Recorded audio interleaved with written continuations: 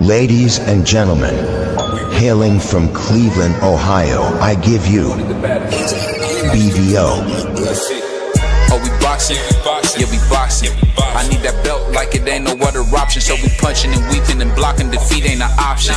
Let them know, shoot a video, put it on BVO. Let them know, every time I punch, it's a heavy blow. BVO, bound to hit like bricks cause it was set in stone. Let them know, I ain't getting body, but I'ma hit this flow.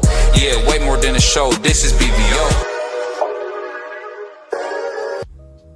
On behalf of BVO Sports TV, we would like to thank our sponsor, Raycon, makers of the Raycon Everyday Earbuds, the perfect model for premium sound with active noise cancellation to block out distractions and transparency mode to keep you aware of your surroundings. They are the ideal for your everyday needs. Just visit rayconglobal.com. That's rayconglobal.com and elevate your listening experience. What's up, guys? Chris Algieri here. Big shout out to BVO Sports TV. Shout out to BVO Sports TV. Make sure you tune in right away. Hottest in the city, hottest in the U.S. Shout out to BVO Boxing. You understand? Check the boy out. Check the kid out. You understand?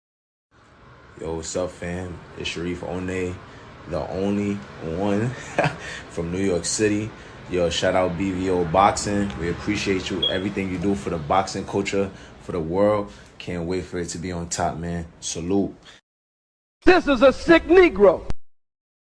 Yo, what's up? It's your boy BVO Sports TV. We back with another great show.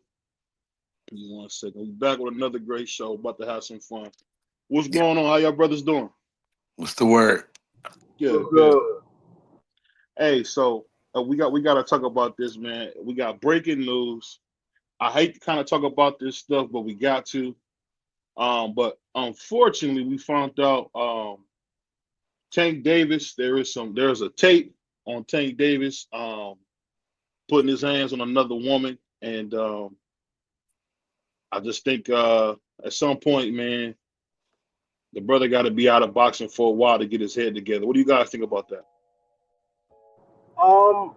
They say there's a video, but they didn't say there's a video of him doing that. They said those are the allegations that's being made. Mm-hmm. So I don't know what the video shows because it's just hard for me to believe the video showed him doing this and they haven't charged him yet. They had the video since October. This stuff was in October. We about to be in December now, and they still haven't charged him.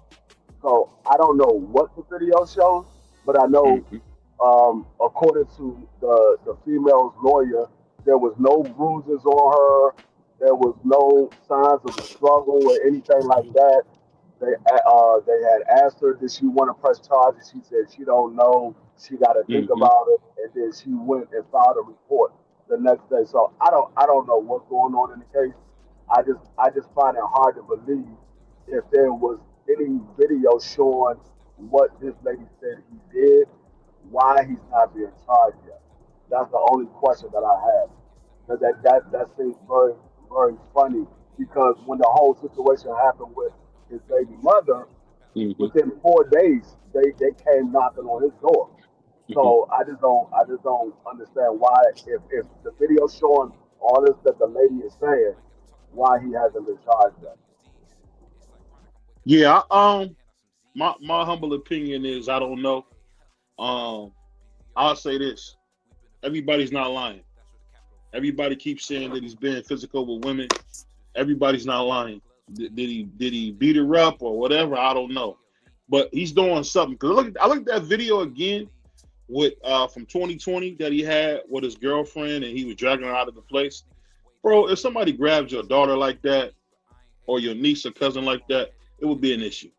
So I'm not gonna sit here and act as if I'm not perfect by any stretch, but he clearly has a problem keeping his hands off women because he's probably got like that short man complex where you see a guy super vacay, where you when you continuously get into this kind of stuff with women, man, nobody's lying. But I'll ask you this and saying that we'll go to prize.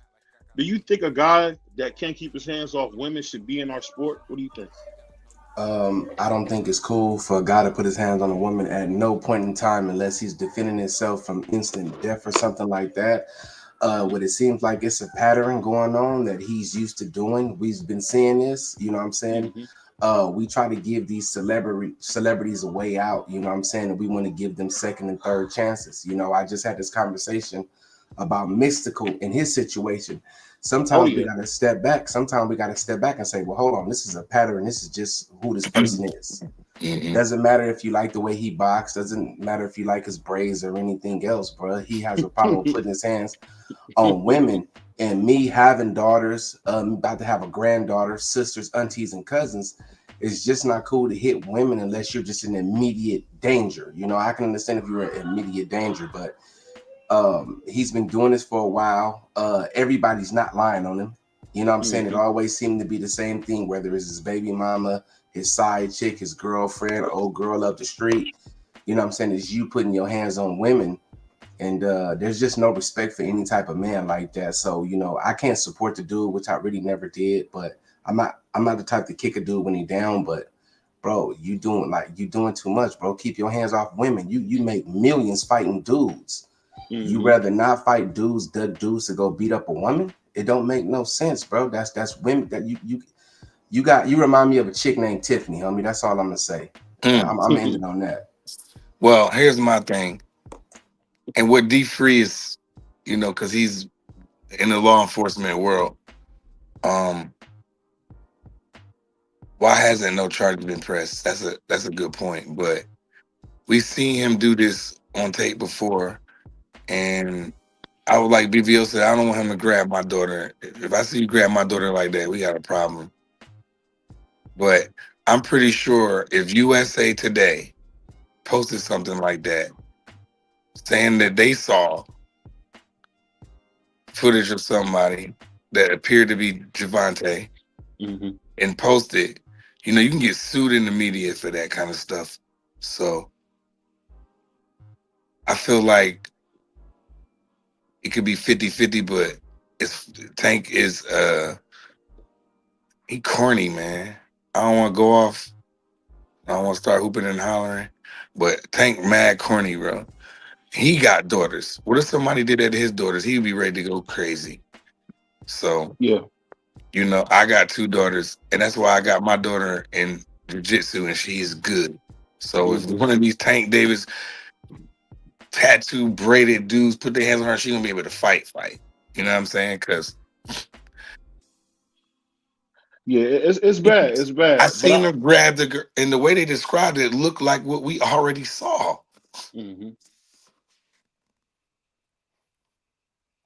Go ahead. No, I just say this. When it come to what we're talking about with this brother, man, it's kind of getting old because we talk every time he in trouble, it's the same thing. He's not in trouble for speeding. He's not in trouble for, you know, not paying his tab. He's always in trouble for fighting women. But I'll say this. One thing we got to do is just it is what it is at this point. I'm not going to judge him. I'm not going to say no more. I just had to cover it because it came out today. But and then what's this thing about that he's hiding from the police? What's that about? Is that real?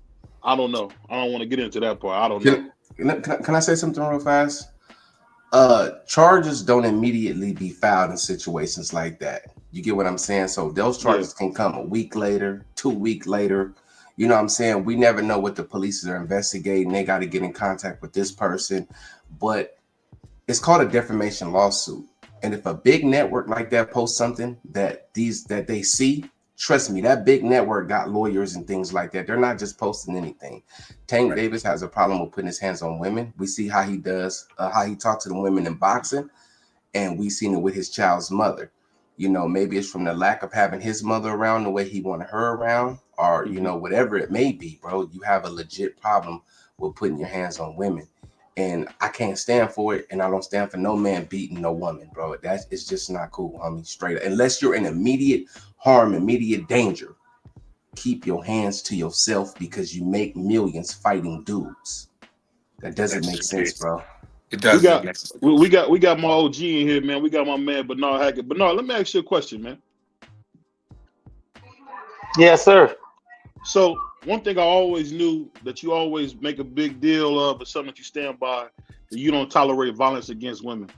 When you see a guy, and I'm not saying that he's guilty of any of that, anything of that nature. When you see a guy who seems to keep having the same problem where he's being inappropriate with women, what's some advice you would give a person like that? I'm not even talking about the fighter. I'm just saying in general. If you've seen a guy who just can't seem to shake that rap of being too physical with women, what would you say to somebody like that? I would say get some help. Somewhere there's an underlying issue that's going on. Maybe they were a victim of abuse. Maybe it was the way that they came up. But there has to be some underlying issue when you speak of that. And I don't just speak on get help because it's a celebrity athlete. Because if you look at it, some of the most violent people towards women are politicians and police officers. They just don't get it reported because they have a shield that they hide behind. So if we're going to stake people out, let's stake out the name abusers, not the name celebrity abusers. Right. Because if we look at the larger scale of it, the average person is more abused than the average celebrity. So I think they should get help. I do think that there has to be consequences. We live in a society where the consequences fit the price bracket, not the crime. So if that's the case, we got to make something wrong all the way around. I don't think that it's right that somebody can abuse anybody, a man, woman, or a child. You have definitive proof, but the person can choose whether they want to step up and have it dealt with or not. I think once there is enough, then they should have to deal with the consequences of it. You know, I look at Ray Rice's situation. Ray Rice, they had it on tape. Ray Rice's wife wasn't pressing it, but everything around it pressed it. And I think it was the right thing. Did I want to see him lose his means to take care of his family? By no way. But at the end of the day, abusers are allowed to abuse because most of the people they abuse, what they gain out of the situation to them seems to be bigger than the abuse. You know, it's easy to put a guy in jail that abuses you when you got to catch the bus to work the next morning with a black eye. It's hard to put the guy in jail who abuses you when you got to wake up the next morning to put on Chanel glasses to get in a Rolls Royce. So it shouldn't be an option of the person. It should be, what does the law say? Yeah, and the reason I say that, because unfortunately, you know, people like me, you and Sane had to answer for our actions at times. And I'm just wondering, when you have a guy, and like I said, I don't want to make it about Tank. I'm just saying, when you got guys that continue to have the same thing happen. I used to hear my grandma say at the time, if everybody's saying the same thing, somebody ain't lying. But I ask you this, brother Mark, when you see a person who won't get help, what was something you would say as a mentor? I know you mentor a lot of people. What would you say for somebody you know that refuses to get help? I gotta stop messing with them. I mean, to me, it has to be a community situation where the community is saying we gotta stop. We live in a system where status outrules incident. And that's with anybody. Status outrules incident. But then I don't want to be a hypocrite and speak against. When I'm a product, I mean, in the 80s, I was in the streets in the 80s. I'm not ever gonna glorify streets. And I know I did some stuff that, man, it should have put me behind bars. And I can't, and no, I ultimately did go. I'm just talking about from this avenue. in relationships, being in the street, especially being as young as I was, you talking about 16, 17 years old, you got some money. I remember the days when their family played into it. I was 16, 17 years old. If you provide money for the family to eat, they saying, girl, you was wrong. You know he told you don't go back out this house. I'm 16, 17. She's 16, 17. I'm not her father. But once again, financial situations made it where that became okay in impoverished communities. I'm not going to say black communities. In every impoverished community, That was the mindset. That was the concept. Just think, back in the 80s, 70s, 80s. I listened to my father about the 70s. I was, a teenager in the 80s. I tell my sons, if my son had a girlfriend at 15, 16, the age of some of the women that I was dealing with at 15, 16, I'd have had a lot of women in prison. I'd have been in the justice office a whole lot, because it's not because he's a boy overlooking, because you can't do it as a girl.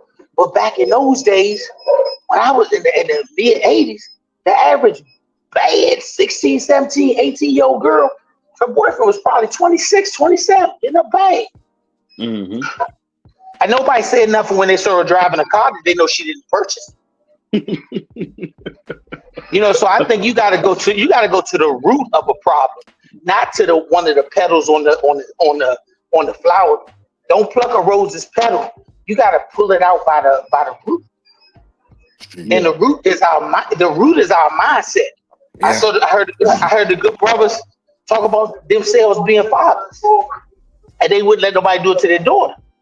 Yeah. In that same token, you can't find yourself cool with a nigga who's doing it, or man, that's my man, and that ain't my girl, and I don't know, because that's that underlying thing again.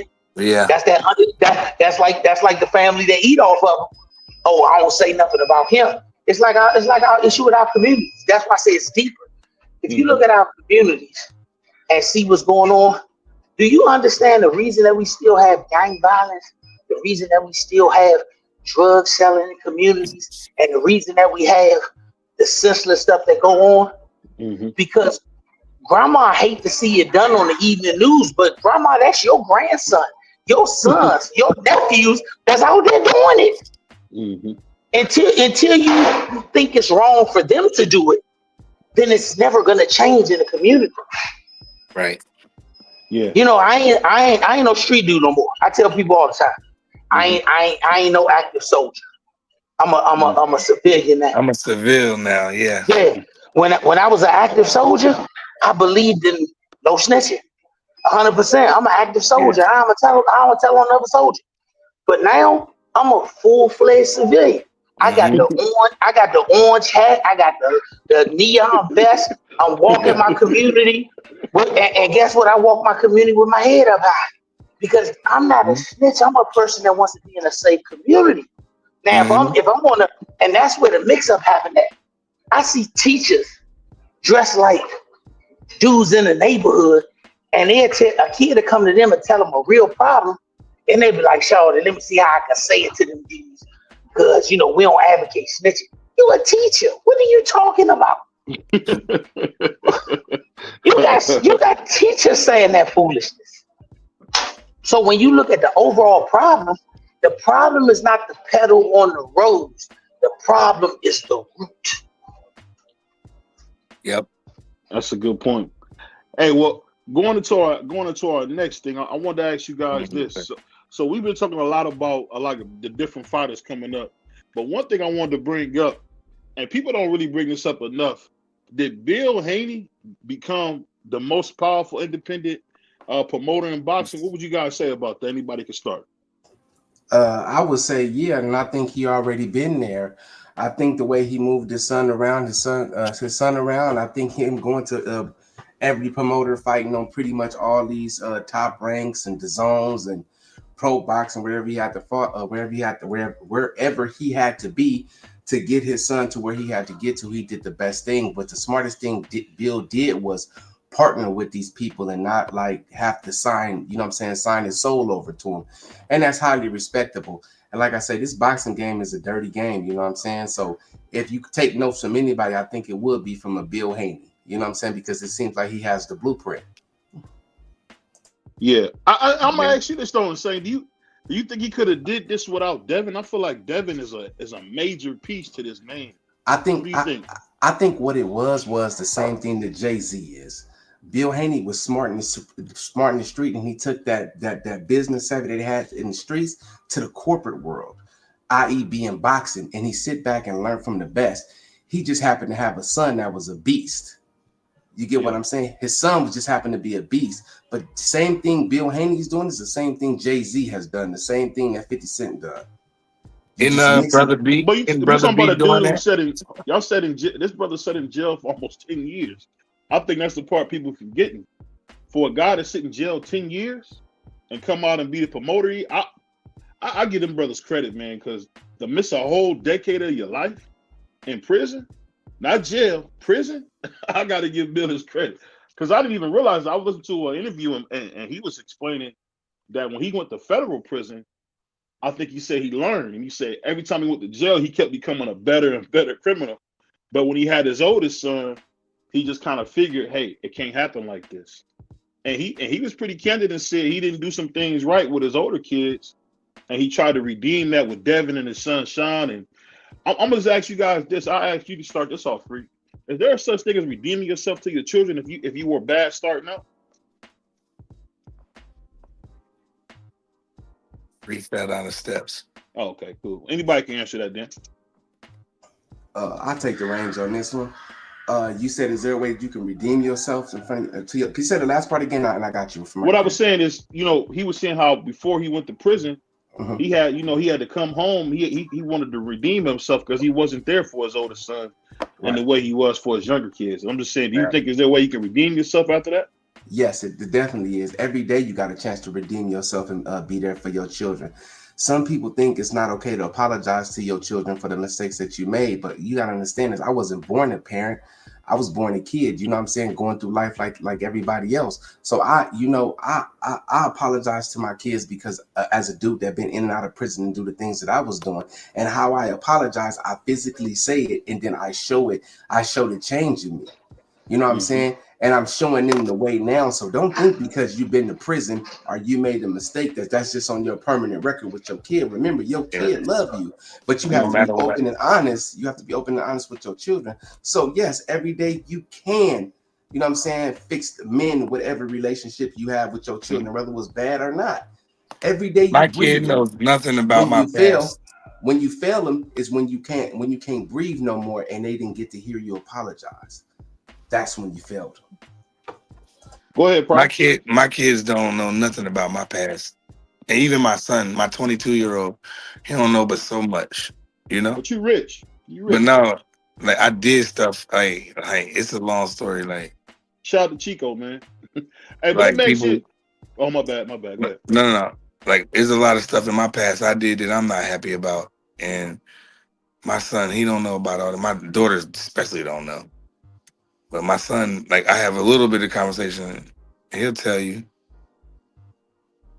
Hey, let me ask you this, Brother Bernard. And I thought Bill's story was pretty touching to spend a decade in prison and be able to say, I wasn't right to my older children, but I did better with my younger children. Can you redeem yourself with your children when you spend that kind of time in prison? Not the young kids, the older kids. I think you can redeem yourself in any situation that you deem yourself doing something wrong with. Remember what you asked, can I redeem? That says at one point I deemed my actions to be right. So if I come to the knowledge that my actions were wrong, then I can redeem. I can go back and make correct what I made broken. You know, I think it's an honorable thing to try and fix things that you broke. Whether it's with your kids, their mothers, your own family. I think that is the thing that is the beginning of being able to do something different. Is first going back and fix what you broke. And the reason I say that is because I didn't realize that that's one of the things that motivates and drives Bill was the time he missed in prison.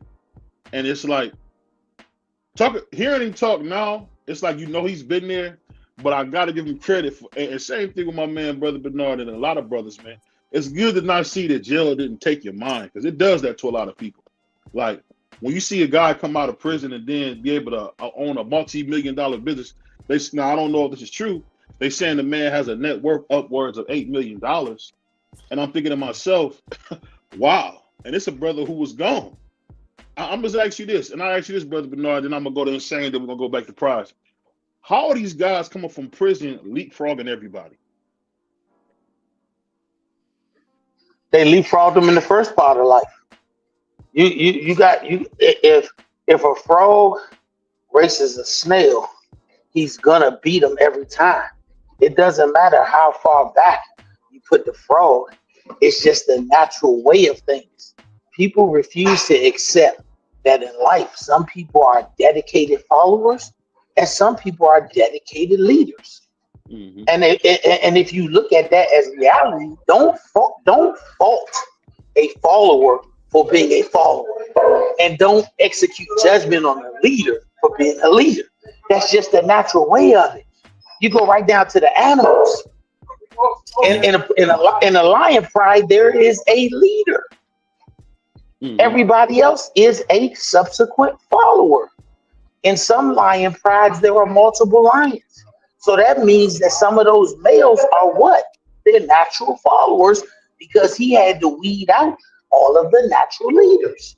You can't slave for two masters. You can't have two kings in one kingdom.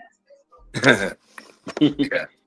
Hey, y'all gotta smash that like button for us, man. Yeah, Come on, please smash the like button. We got 13 people in. We got to get 13 likes. Yeah, What would you come say on, about guys. that insane? Because we keep seeing it. Dudes leaving prison. Because one thing I laughed about, Bill said they talk about me like a dog, but whoever you want to name had a head start on me, and I'm still catching up. And being a Bay Area nigga, he was talking some fly stuff, saying how he just got started. But you know what? You know the funny thing about it though, Bernard, I think people don't realize Bill is correct. He just got started. I mean, Devin could just be the beginning piece to get him going, because that's all you need is one fighter. People don't know this, but Ernie Shavers started Don King Commotions. Ernie Shavers, you probably didn't know that. Ernie was a monster. Andre Berto was the first guy PBC had. So that's what I mean when I say that. But go ahead and say. My thing is this. Talking. Okay, my thing. Go ahead, bro. Go ahead. Okay, so my thing is this: when you remember, a lot of dudes went to jail for hustling. So let's not get a lot of dudes went to jail for hustling and a lot of other things. But you gotta understand, once you got time to get the outside world out your head, you got time to sit down there and plan, bro. Write these plans up, go over it. You know what I'm saying? You got time to get your stuff, get your affairs in order, right? And you don't have all of the distractions of the world. What you mean the distractions of the world? I mean, you're not worrying about the clothes, the women. You're not worried about none of that. You have one specific goal when you get out of here, and that's to execute this plan. And that's why a lot of dudes are beating these dudes. And then you have more, not only time, but you have more avenues, you know what I'm saying, and more minds to help you with your plans. You know what I'm saying? Like I said, it's a lot of smart brothers sitting in federal prison right now. That's millionaires. That's coming home millionaires. There's a lot of dudes in state prison right now coming home with money. You feel what I'm saying? But it's the distractions. They're getting away from the distractions and actually can sit down and execute a plan. Mm-hmm. Speaking of you saying that, you know that Suge Knight lost 115 pounds in prison, and he said going to jail has been the best thing that ever happened to him. Wow, is that true? Yeah, that's true. Can you believe that? Sugar Bear said that going to prison, Bernard and Insane, was the best thing that ever happened to him. You know, I agree with him. I agree with him. He in the big house. He not in jail. He in the That's big what house. Denzel said in Flight. Because you can stay focused on the goal. And the goal was, okay, every day I'm gonna get up like the goal. I'm gonna get up at 5 in the morning. I'm gonna bust down at 5 to open yards, and I'm gonna go to yard, do my laps or whatever. Then I'm gonna hit the bars, and I'm gonna do this and do that. I can bust down. You actually have time for yourself, you know what I'm saying, to execute these plans. There's no distractions. What do you mean there's no distractions? As far as the world, what's going on in the world? You got women over here shaking it over here. You probably got enemies over here. You can't do this. You want to hustle and make money here. You got to deal with these problems. You got all these problems. But when it's you and you in that cell, probably you say me and you in the cell, BVO want to write a book. BVO gonna be writing a book. I'm gonna be like, well, BVO, I like to write books too, homie. Or you could ask me for my input on things, but you're gonna be so laser focused because guess what? It's you in that book in that cell. You know what I'm saying?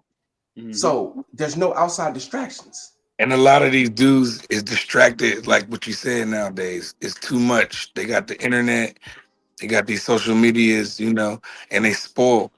And when they go down, that road, they learn the hard way. And they know they're Yeah, not tough to be in there. So stop acting like stop acting so tough. I mean, yeah. I get.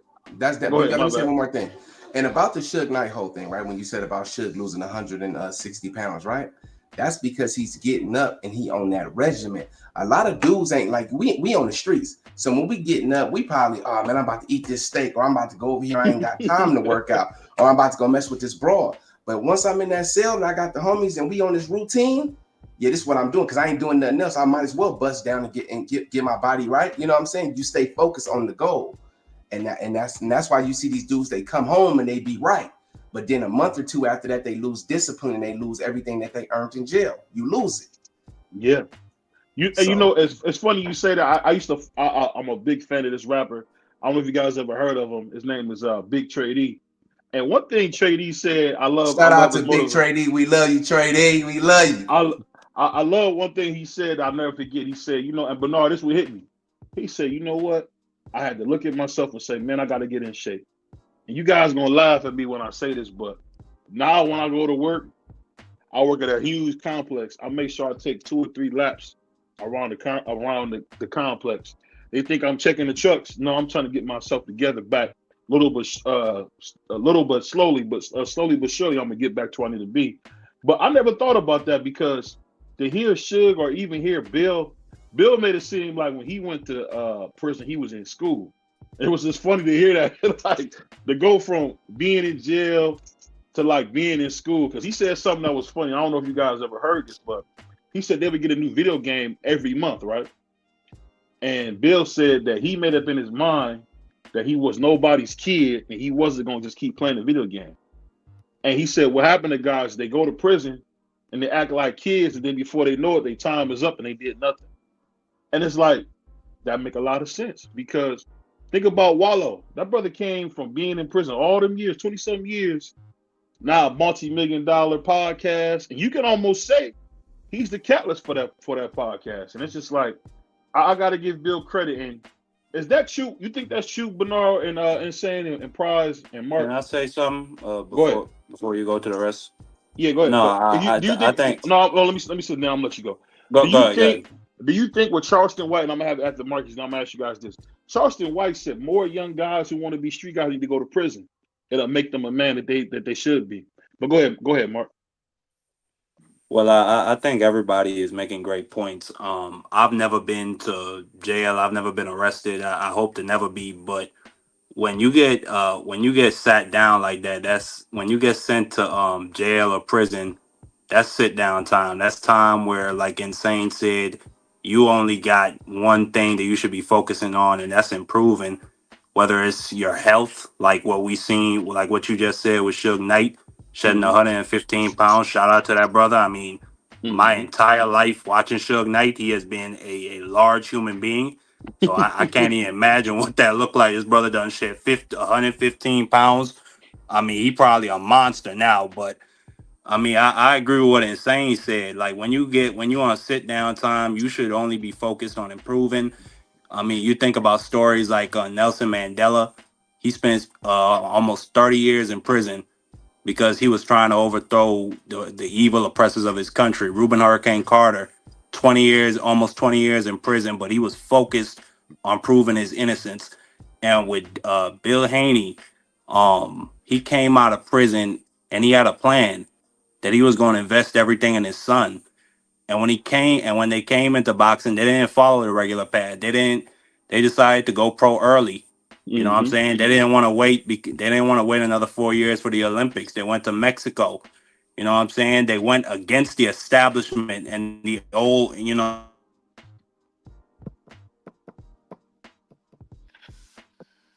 Mark, You kind of went out, Mark. he You got kind of that went out. Walmart phone. Oh, my bad. My bad. Can y'all hear me? Just say the last Yeah. part again, my brother.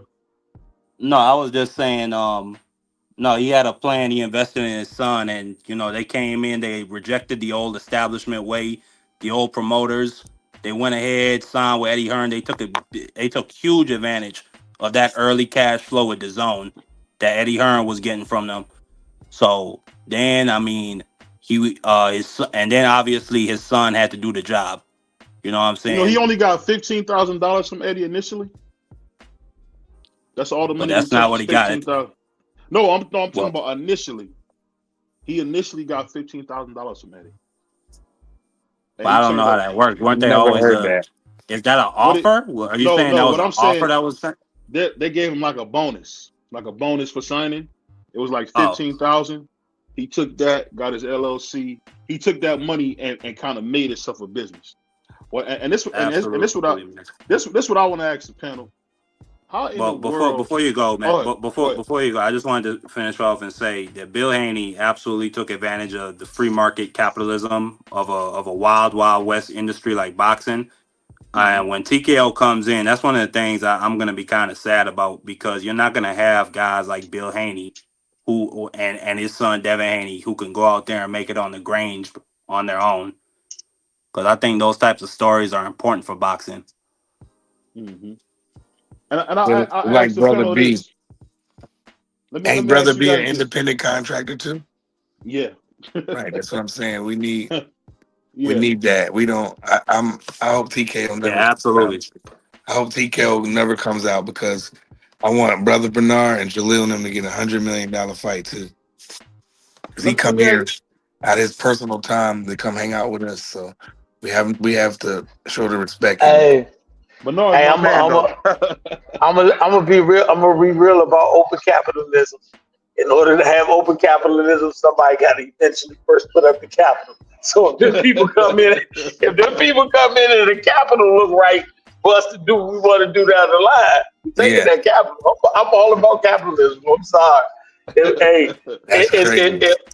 Hey, you right. But in order for people to open up a store, there has to be somebody willing to buy goods. Yeah. So so at the end of the day, if they putting up the capital for me to be able to do something at a different level for my son, and I hate having conversations about my past, but my past logical life, when I got started, it was based on somebody else having the capital. So you got to think about it realistically. If somebody else is willing to put up the seed money that you don't have to put up, because I'm gonna tell you, Leonard Ellaby, I learned a lot from Leonard Ellaby. Me and Leonard used to have a lot of conversations. Leonard told me the real, and I'm gonna give a shout out to Eddie Hearns about it, the real of what it costs to get somebody a title shot. The average boxer, and when I say that, like Jaleel fought for the Continental title, or for WBC title, them titles come with some money with it, and you can have the baddest fighter in the land, but if you ain't got no money, guess what? You can't afford sanction fees. You can't afford you can't afford to have the conversation with the person that can make shit happen. Why you think they tell fighters, get your money together and go to the conventions and meet all of the people who run the conventions for WBA, WBC, IBF, WBO? Because you got to be able to meet these people and put your name in their conversation round. And if you ain't got the money to travel to Thailand, to travel to Colombia, to go to all these places, you're never going to be in the conversation piece with these people. You know, we got to start looking at boxing the same way we look at regular youth sports. It takes money to grow the best teams. I done seen AAU basketball teams from Cali, and I know some of the dudes that's putting some bread behind these kids to play. And I'm saying that because they don't want nothing. They just be like, I love the game. These kids love to play. They don't have the ability to go play. You talking about in a lot of instances, because AAU just got commercially good in the last 15 years. There was a dude from your neighborhood that was paying for them kids to travel, paying for them kids to have uniforms, paying They for them to paid for go my play. son, Coach B. Yeah. When because initially capital. I had to pay $1,500, but once I paid that registration fee, they pretty much blessed them. They went to Florida, everywhere. You know, they was one of them teams, and like you said, they sponsored, and that ultimately led for him to get paid for his tuition to go to a Catholic school to play basketball too. That's real, man. Yeah. If it wasn't for Curtis Malone, glad to see the brother home from prison. There would be no Kevin Durant. There would be a lot of guys that didn't get their opportunity. Shout out to the brother that was in I want to say in Chicago when Chris Webber and all them playing AAU ball. They said Slim was making sure we had shoes, not just basketball shoes, period. Right. Is that the one that Kevin Durant gave all that money to? That was Curtis Malone. Okay. Yep. Yeah. So you got to think, man. These dudes didn't know whether you was gonna be a superstar or an average kid. All they knew was some kids in the neighborhood I came from that want to play basketball. They don't have the ability to play. So them dudes funded AAU kids. And I'm telling you some real stuff. You always say something about my brother on the show, Rich. I laugh about it, but guess what? 10 years from now, if this whole process don't keep going with people investing back in their communities, the only kids that will have the potential to be a pro athlete will be the ones that come from affluent families. Yeah. It's already like that with my son. Let me do this real quick. I couldn't afford to at the time because I was young with my son. Like you talking about going to Kentucky, Florida, Utah. I'm like, whoa, who's paying for them bus tickets and how do he get there? They was like, once you pay this fee, and I was just like, now the AAU, it costs so much money to join. But let me ask you guys this, and then we're gonna get back kind of to Bill a little bit. This is my final question about this. What do you guys think about what Charleston White said? That he said most of these young guys who like to be violent, it would do them good to spend long periods of time in prison. Do you guys think that's true? Hell yeah. Hell yeah. I don't believe that. Hell yeah. Let me explain to you why. I say yeah too. Let me explain to you why. And they little asses to jail. Let me explain to you why. A lot of those young dudes they come from single parent homes and they don't have fathers. So that's the root of the things. Or they don't have a male figure in their lives. A lot of dudes join gangs because the fathers wasn't around. You know what I'm saying? So you're looking for that guidance. So you find in the street because moms are steady pushing you out the house or moms is at work all the time. You know what I'm saying? So it's not that they need jail. They just need they need somebody that they can follow with good intentions from, like their father, maybe their uncle, maybe these little niggas is I remember when bad, we was younger. We had something called the Big Brothers program and things like that. You know, now do a lot of young dudes need to be in jail? You know, I've been in and out, you know what I'm saying? So, you know, it helped me out a lot, but then I seen a lot, it made a lot go crazy, you know what I'm saying? Because I know we say this now, but do you really want to throw away a 13, 14, 15, 16, 17-year-old? You want to throw them away instead of giving them the help that they need? And that makes you out of touch. Hold on. That makes you out. Hold on. He committed a heinous crime, yes. Hold on, wait a minute. Wait, hold on. Because everybody needs to be forgiven and needs redemption, right? We all need that. So don't just throw the young brother away. Bro. Give him the proper help that he needs. These 14, 15-year-olds riding around with switches in Philadelphia. And they doing it in Long Beach, they doing it in California, they doing it everywhere else. But are they doing it? But let me say, their parents are in the home though. You need a strict father. Hey, and saying, give me an example of one that you say that need to be forgiven. Just give me an example of one, because I know you out there at Cali, right? So give me an example of one that need to be forgiven. Well, I take it back. I take it back to myself. I take it back to my younger self. Did I deserve to be in jail for carrying guns and things like that and go through everything I went to go through? Nah, man. But if Pops was at home and he wasn't pimping, I would have been a better person. I wouldn't have found myself to the gangs. I wouldn't have found myself, you know what I'm saying, chasing some cripping. I wouldn't have did none of that. Pops out here pimping, mom's out here hustling, doing her thing. You know what I'm saying? So me going in the system, I want from such and such, homie. Now I'm running phase all day. And I'm just like, damn, like, you know what I'm saying? And all I really needed was Pops to be there and grab me like, bro, you good at basketball, stick to basketball. I give you that. So that's why I say for me, I supposed to have been in it. I'm gonna be honest with you. I supposed to have been in it. I supposed to have been in it, but every single day, every single second, every single minute that I supposed to have been in it, I supposed to have been in it. And I said, I feel what you saying, bro. My father was on Pimp Some Hoes Down when they showed the old joints. My father was one of them. On HBO. Everybody I grew up with, everybody I knew they grew up with me. They were like, man, that's B-Father. They do that with my dad. But once again, which one was he? What I was doing for what I was doing, And for what I did, somebody in prison told me this. This is some funny, crazy stuff. A dude in prison told me. He said, for every person you hit and every life you destroyed, how many people thought they deserved a second chance? I said, damn, I ain't never think about that shit like that. For every person I gave them drugs to, for every person I put that thing on, all that stuff I did, and they gave me my time, how many of them people didn't get a second chance? I don't know. I can't tell you. I don't know because man, look, when I was all the way out there, I was all the way out there. I used to, man, let me tell you something. I'm glad and like did what it did to me. I have a great relationship with God now. I think I value that and cherish it more than ever. But when I was a kid, I used to really love it. You know, the Bible, all that stuff, I loved it.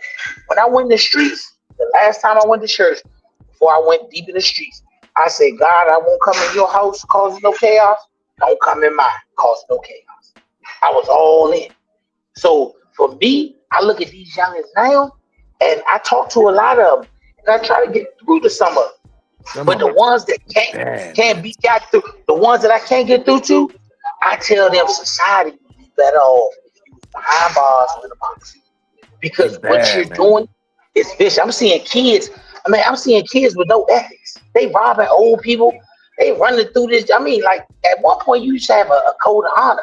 These kids is doing heinous stuff at young ages. They dangerous. You got you got kids store and just run down.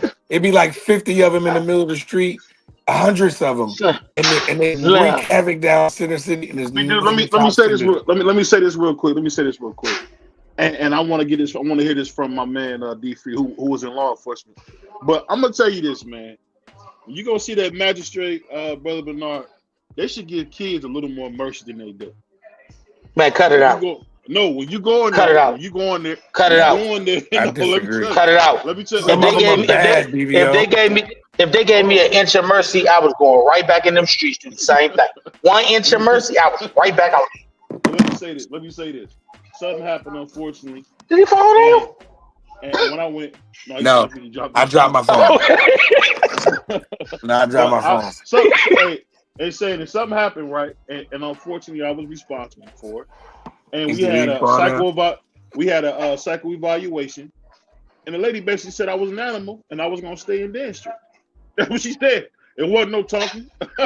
She just said, "Oh, if you did all this," and the psycho evaluation, she did me dirty. I'll never forget her name. Miss Kim did me dirty. She went in there and told them people I was an animal, man. And did she do you dirty, or did she tell the truth? You don't tell nobody no 12-year-olds no animal. No. Did she do you dirty, or did she tell the truth? I don't know. I think she told the truth, but she shouldn't have said so that. If she told the truth, she didn't do you dirty. She did you truthful. Yeah. That's what I'm trying to say. I came to that realization that they didn't lie about me. They told the truth. So I can't hold anger for a truth teller. I got to hold anger for the person in the mirror that created the story. Right. You guys, come on. They vicious. Can I say something real fast? Go ahead. As a dude, like in my situation, right? So we was in the hood. I got caught with a gun on me. I was about to do some crazy, whatever. Boom, bam. So as I go to jail, I was so, jail messed me up so bad that I was only sentenced to 4 months. I didn't come home, bro, until I was 17 years old. It went from 15 to 17 because they kept restarting the 4 months over. And I didn't get a chance to go to YA because, we started taking psych meds. That was the way out of CYA. You know what I'm saying? You know that, BBO. That was our way out. Unfortunately. So now we at Psych Med Scobie, we still fighting every day and we still gang banging and nothing got right. You know what I'm saying? So I got out even worse. But hey, Insane, let me ask you. They make you clown. Let me ask Insane this question. Insane. Yeah. When you went in there and you did things, I understand you did things that stretched your time out, right? Right. So did she lie or were they right? Because listen, I'm just saying what you just said. You had the jammy. You use it en route. They catch you, but if they'd let you out the next day, you was going to get a backup jammy and go finish what you started the day before. Right. Yeah, I'm with you. That's what I was saying, bro. But that's all I was saying. But I say this though, Coach. It go back to this, Coach. It go back to my father not being there, able to tell me, nah, son, you don't need that. You know what I'm saying? You don't need that gun. Go pick up that basketball. You know what I'm saying? Yeah. I wasted so much time chasing street credibility, thinking that, oh, when I do all this stuff right here, and when I get out, my name gonna be big. So that's what stretched my time out so much. And then when I got out, bro, yeah, everybody showed me love and praise and things like that, but I didn't learn nothing. I failed myself. You can't, and I'm gonna ask you this, Free. Do you believe in them giving psycho meds to children? You know, Free Say fed that again? Do you believe in them giving psycho meds to children? Yeah, I mean, it's a case-by-case basis. Some kids are just bad, but some kids do have mental issues. So it's a case-by-case basis. So, yeah, I have no problem. It should be on the parents. But if the parents was paying attention to their kids, they should be able to tell that their child is something a little off about their child. You know your child from birth. If you pay attention to your child, like my kids right now, I can tell when my kids are lying to me. I can tell when my kids are telling me the truth. I can tell when my kids is about to do something. I can tell when my kids is literally confused about a situation without saying anything. If you pay attention to your kids, you should know everything about them before they even have to open up their mouth. So it's really on the parents. The parents should be able to know it's something a little off about my child.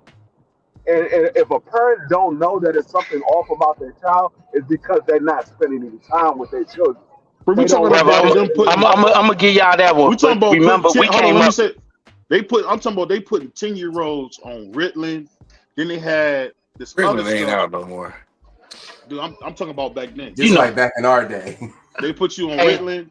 Then they put you on this the depth code. They put you on all type of stuff. No, and we all did it. And then but you remember they had one medicine they give you where you just like a zombie. You drew. That's Depakote. That's that Thorazine. That's that Thorazine. That's the Thorazine. You a sick dude, man. You watch that stuff like this funny, man. You sick, man. Hey, you sick. Nah, BBO, it ain't funny, but y'all gotta all remember one thing. We came up in a time. We came up. Your parents came up in the 60s and 70s. Our parents was teenagers. That's a good. Come on, man. Our parents was teenagers at a time where nothing was created for them to be successful as parents. So we can't look at them the same way we look at ourselves.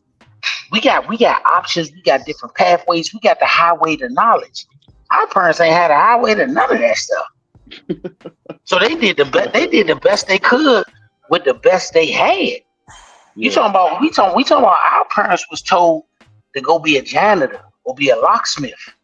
That was what the goal was when you get out of high school, be a trash man, a janitor, or a locksmith. Come on, man. So why you think they turned? Yeah. Why you think that the ones who was a little slicker than that turned to being dope boys, turned to being pimps, and all that type of stuff? Because the system was not designed for them to ever be nothing.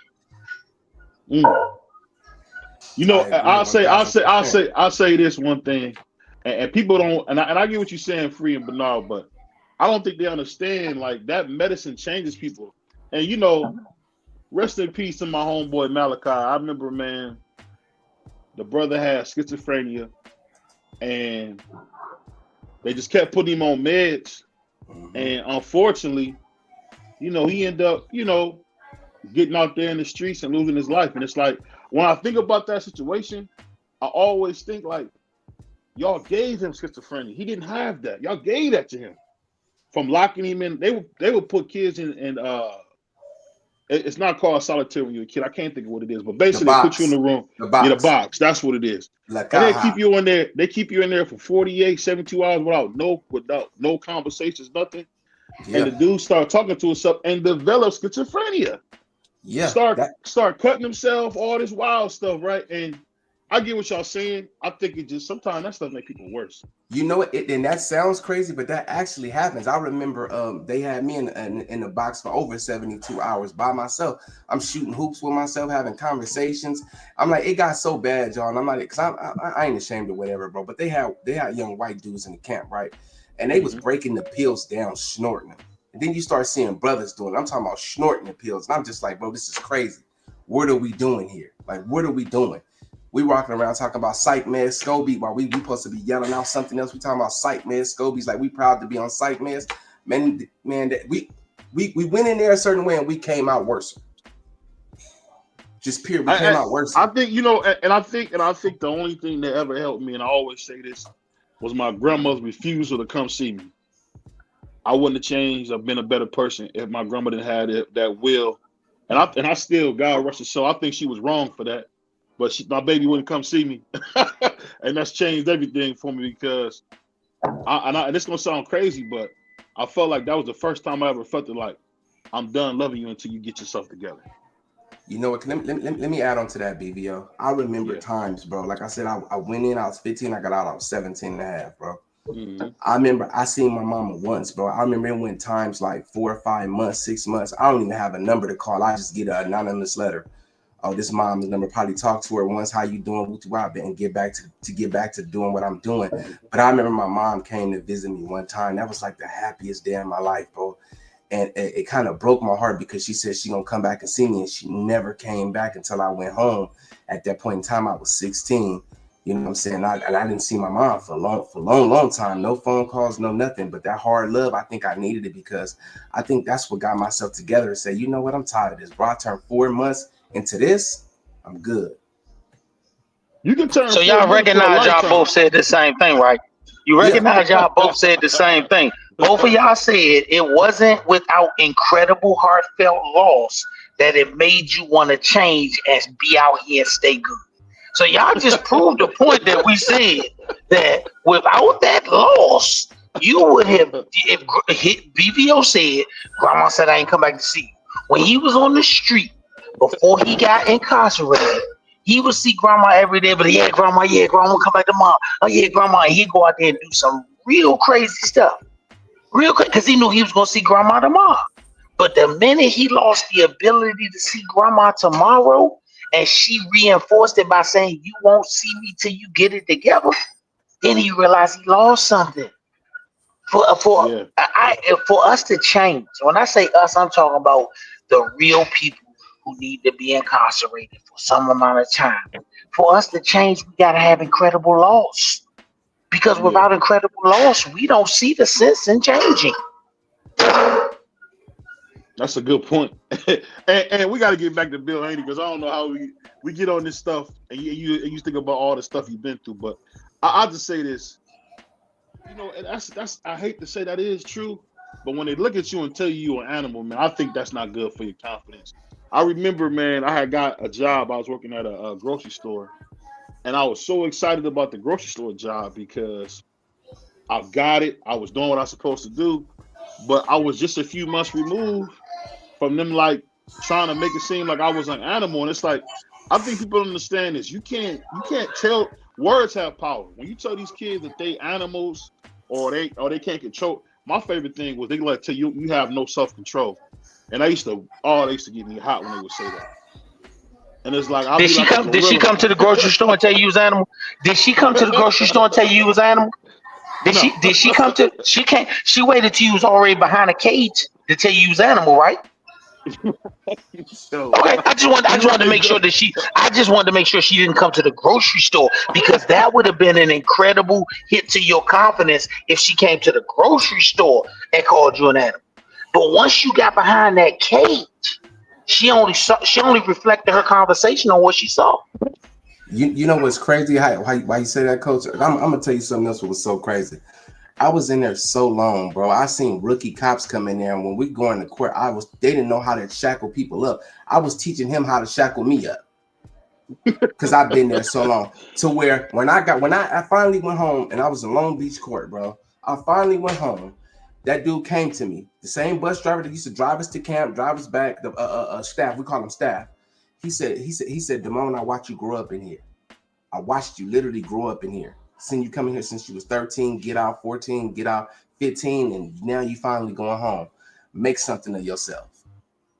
Do you know how sad that is to watch a person say, I watched you grow up in here? Yeah. But now that you understanding that, man, that'd be hard on the count. I watched you grow up in here. That's crazy. That stuff be hard. But you know what? Shout out to Bernard, because he said something that was funny, and me and Miss BBO both laughed about it. He's like, man, you was a psycho. And I had to think about it. Stuff I was doing was psycho stuff. You don't just attack people, or you don't do that stupid stuff, man, or just I was doing a lot of stupid stuff. And I think about it now, I was a real cornball to even try to be that type of dude. I always been a church going guy. And for me, because I was scared of them dudes I was around, I was going to show them I wasn't scared by being extra over the top. And I look at myself now and say, oh, you an idiot. Because you know what's funny? Most of those guys are dead or in prison.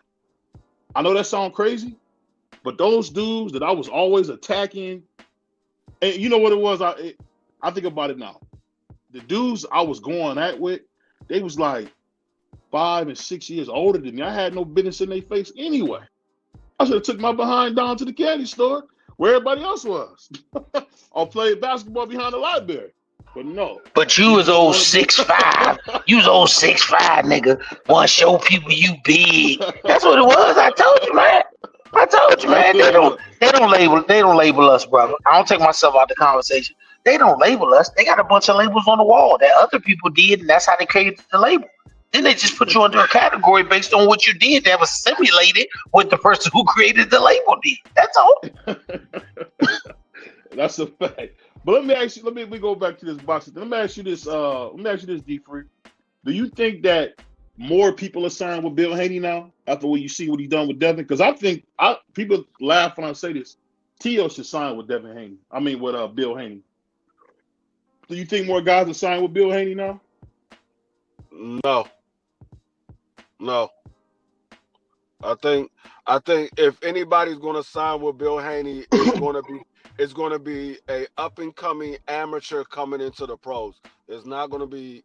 I don't think it's going to be any of his contemporaries signing with Bill Haney. What would you say, Prize? I mean, to be honest with you, if I you would think say about no. it's really no need to. These guys are all making a name for themselves on their own. Mm-hmm. There's really no need for them to sign with Bill Haney. Yeah, I would say no. Like, it'd have to be somebody young. But, behind the scenes, like he did tell Terrence Crawford to go after Canelo. So, but he might be more of a matchmaker or something like that versus somebody actually signing with him. That's how I think that would go. I say this: if you want the blueprint, you follow Bill Haney, whether you sign with him or not. I think that's the blueprint that everybody needs to follow, especially if you got a beast in your corner.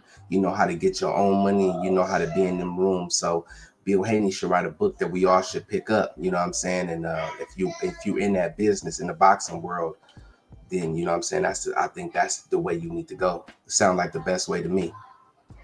It only works if you got a monster. Right. If Devin Haney was a duck, we would not know Bill Haney. Devin Haney is the catalyst for that. If Floyd Mayweather couldn't fight, 99% of people would not know Floyd Mayweather Sr. And we damn sure wouldn't know Leonard Ellerbe. Remember, Leonard Ellerbe started out holding the bucket. And when Floyd became great, he became the president of Mayweather Promotions.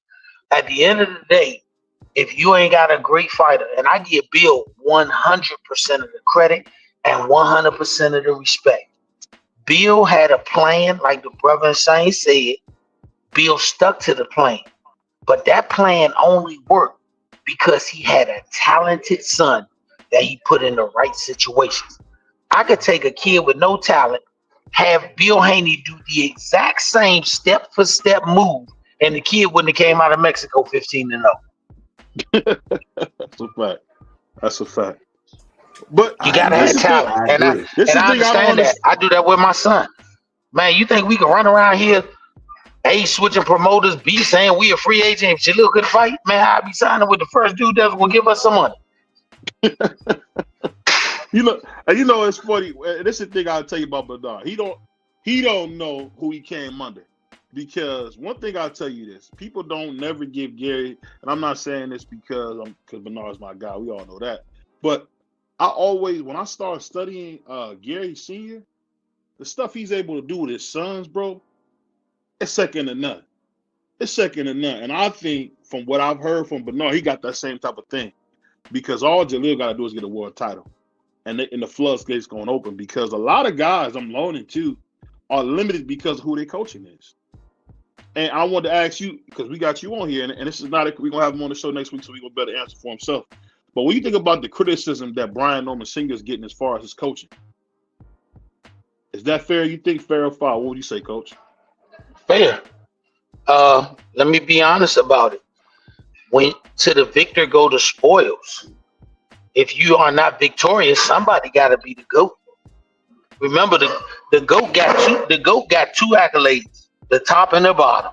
Either you the GOAT, greatest of all times, or you're the GOAT, the scapegoat. Them the only two positions. Them the only two positions that a coach can hold. Them the only two positions that a coach can hold. When it all go right, you are the greatest of all time. When it all goes wrong, you the scapegoat. Because nobody ever fires the athlete. They fire the coach. They figure the athlete can be fixed. Remember this, man. A shark can only grow as large as the environment he has to live in.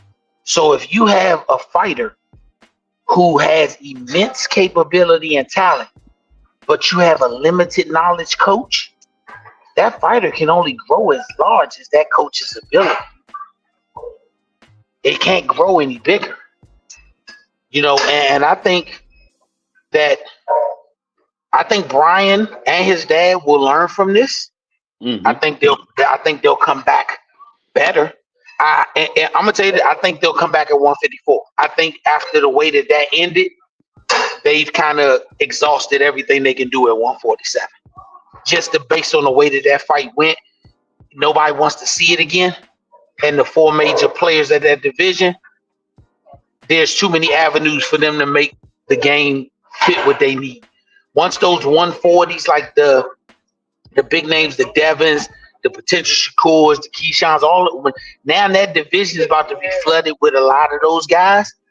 If you don't carry the name recognition, why would I fight you? So I think Brian Norman will come back as a better version of himself, but I think it'll be at 154. Let me ask you the coach got to eat that. Let me ask you this, Free, and then we're going to go to the saying and then prize. Do you think it's fair for everybody to blame Brian Norman Sr. for his coaching job? Because I watched the tape.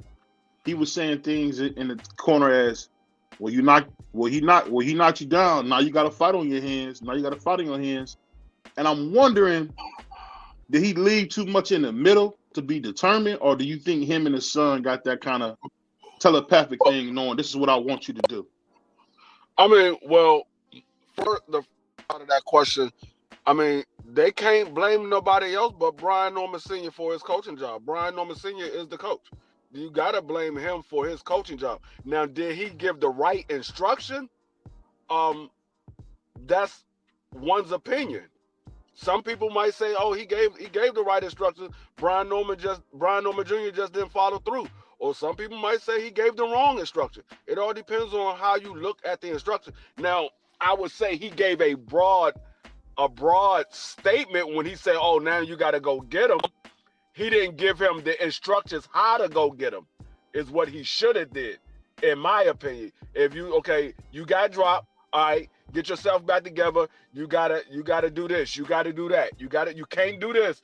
You can't let him do this. And so he didn't give the actual instructions of what to do. He just, now you gotta go get him.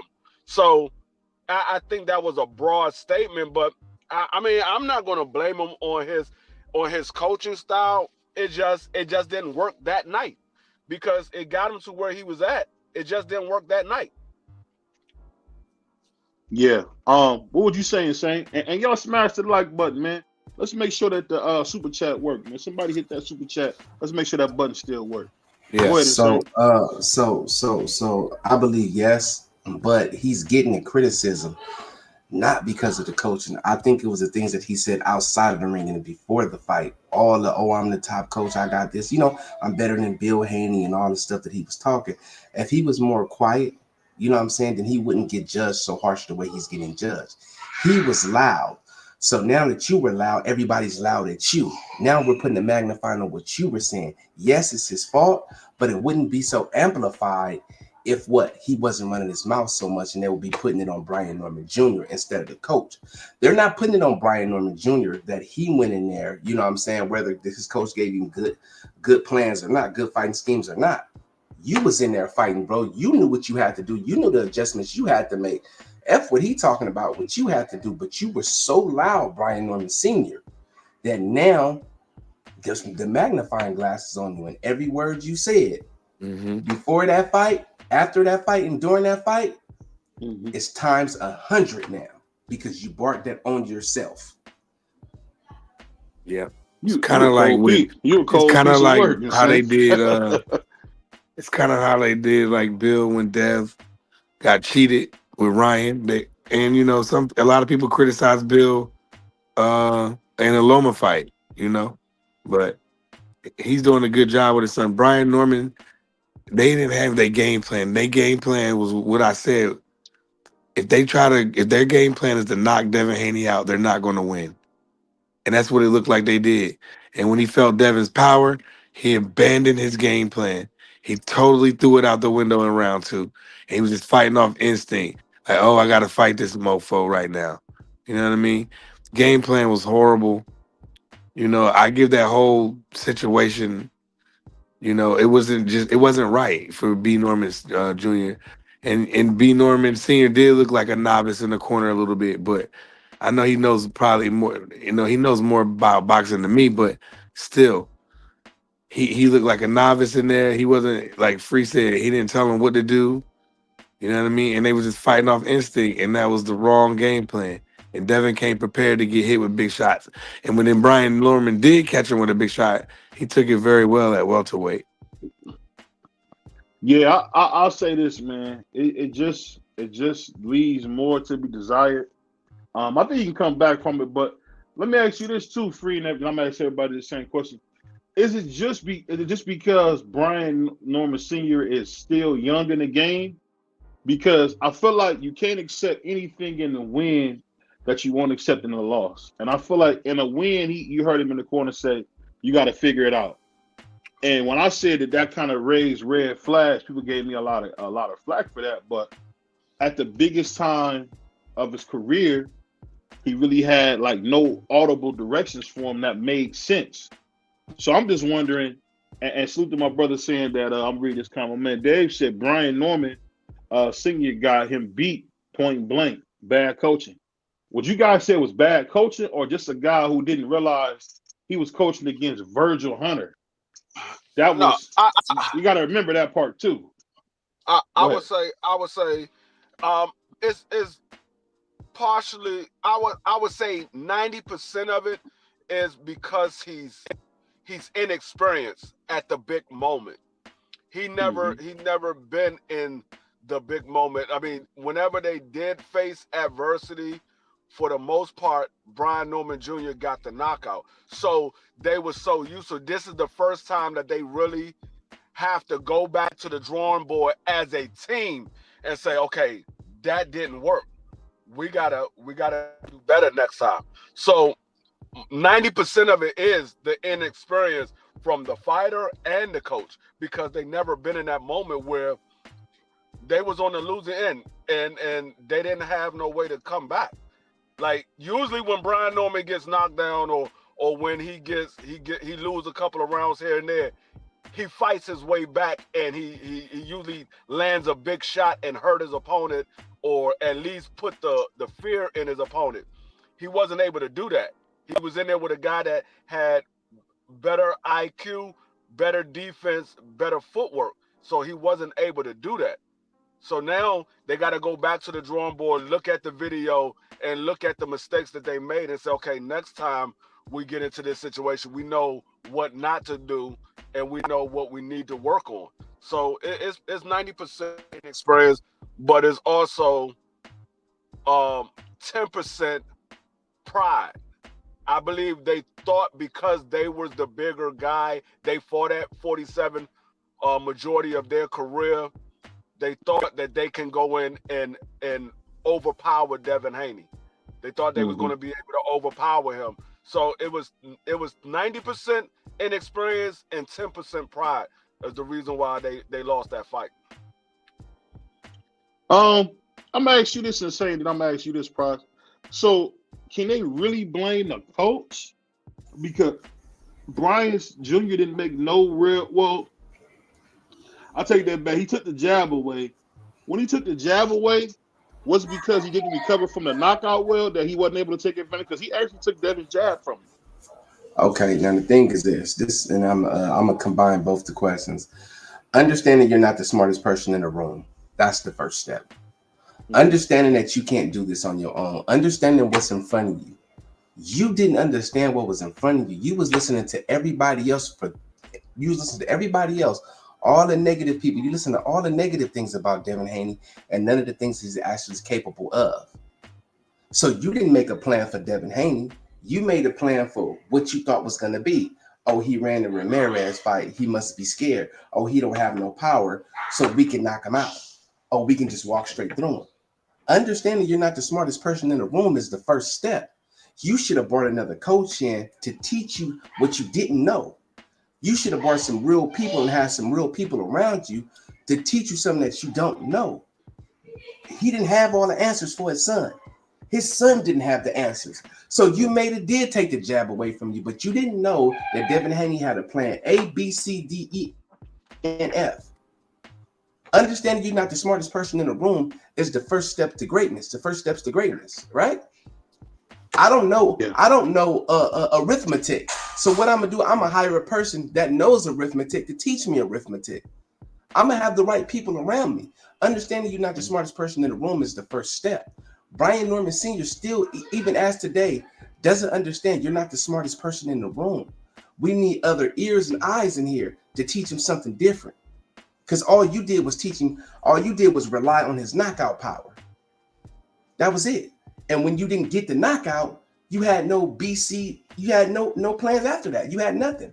You didn't realize that it was greatness standing in front of you. Understanding you're not the smartest person in the room is the first key. And that's all I got on that. What about you, Prime? What you think about that? Yeah, I mean, like I said, I already said it. The game plan was horrible. And I don't think that he took Devin's jab away. I just think Devin just stopped throwing his jab. I don't think Brian Norman did anything. You know, I gave him, I think, round 1, 10, and something else maybe. I think Devin Haney was trying to find something, maybe go for a stoppage. I don't know, but I don't even think B. Norman took his jab away. And it's popping them. You know, they gotta look at the tape, go back. Well, I said that because Devin did, and not to interrupt you, probably, but Devin did say he made some adjustments, so it kind of made it harder. He said, he did, because B. Norman was still dangerous, and Devin stuck to his game plan. You feel me? He gonna always stick to his game plan. He learned a lesson: stick to your game plan, and that's what he did. He's the best at that. He's the best at that. If he sticks to his game plan, bro, you got to catch him. That's the only way you can beat him. And speaking of that, and this is the funny thing. This is the funny thing, man.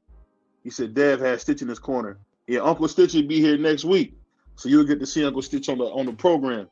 And having Uncle Stitch was cool, but I just think like the game plan was just so crazy because we seen him try to box a boxer. Now I understood that Brian has some fast feet, but let me ask you guys this, because I don't want to be negative, because that's my guy. Who should he fight next? Who would you guys want to see him fight next? That's my question. Would you want to see him fight Lewis Crocker? Would you want to see him? I would love to see him versus Jack Catterall. Who would you want to see him against? Jack Catterall would destroy him. I would want to see him go back. So. I think so, definitely. I really believe so. He went life and death. Who was that dude he went life and death with? Hermano, or what was his name? Something. I know you're talking about his last fight. You talking about his last fight? The one he talking about Brian Norman? Free? No, Jack no, Catterall. you're talking about Jack Catterall. That's what. Nah, Oh yeah, Jack Catterall's not that good. I think Brian Norman will stop Jack yeah. Catterall. Yeah, Make he'll sure I think stop he'll him. beat him These up. are the same thing. This is the same thing that we just said, and then we seen something different. Brian Norman is chinny. We haven't seen that. He has no chin. We've seen that in so many fights, and I said it on everybody's platform. When he get hit with a little bit more power, he's going down. And what happened? He went down. He needs to start from the basics. Go back to fighting them 10 10-round fights, bro, and get your wind up, get you some skills up under you, and then step your game up. Don't fight no more. Don't fight no more of them dudes on that level. I'm telling you what God loves, bro. You can get better. You 24 years old, 22 years old, you have room to grow. But understanding that you need more coaches around you, your father did good. He got you to a point. Now you have to get over the hump. When you go to college, you just don't have one professor, you have many. We learn from many people. Learn from somewhere else, sharpen up your skills. The power is going to carry with you. Then you go into those fights. But don't go into no fights until you learn something new. Yeah, I mean, to be honest with you, all of those guys at 147, outside of the top guys, are pretty much right around each other. I mean, Jack Catterall is probably somebody he needs to win, because Jack Catterall, like I said, Jack Catterall is nobody special. Jack Catterall is a C-level opponent. He's a C-level opponent. So it's not like Jack Catterall is a world beater. Everybody's giving Jack Catterall praise because they thought that he beat Josh Taylor the first time. But since then, Jack Catterall hasn't done anything. He hasn't done anything since then. He got beat up to me, if you've been honest, Jack Catterall hasn't done anything outside of that Josh Taylor fight. He hasn't done anything. I agree, but what I'm saying is he needs to get in the swing of things, needs to build his confidence back up. So a couple of tune-up UK fighters just to get the confidence back in you, just to get the monster, just to put the monster back where he needs to be at. Because you're gonna need some confidence after a fight like that. That's all I'm saying. That's what I'm saying. Jack Catterall is Jack Catterall's perfect then. Yeah, Jack Catterall is fucking insane. I ain't gonna lie. I'm putting 5,000 on Jack Catterall. I'm sorry, y'all put 5,000 on that. You lose your money. This is the same thing y'all just said about the Devin Haney fight. This is the same thing. Put your money up. Jack Catterall walked right to him. This is the same thing y'all just said. Free, your phone messing up. Free your phone messing up. Yeah, we can't hear what you're saying, Free. Your phone messing up. Your phone messing up. Yeah. Hold up. All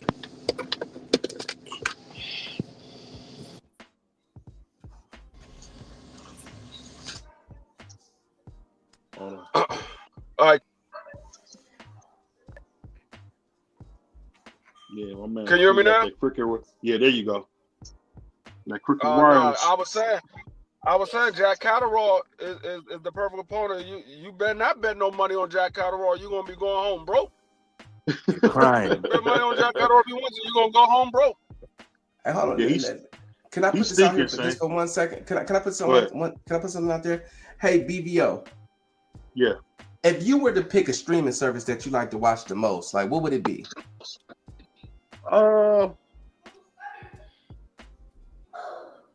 Probably Netflix. I like Netflix. It just don't never have nothing on I want to see.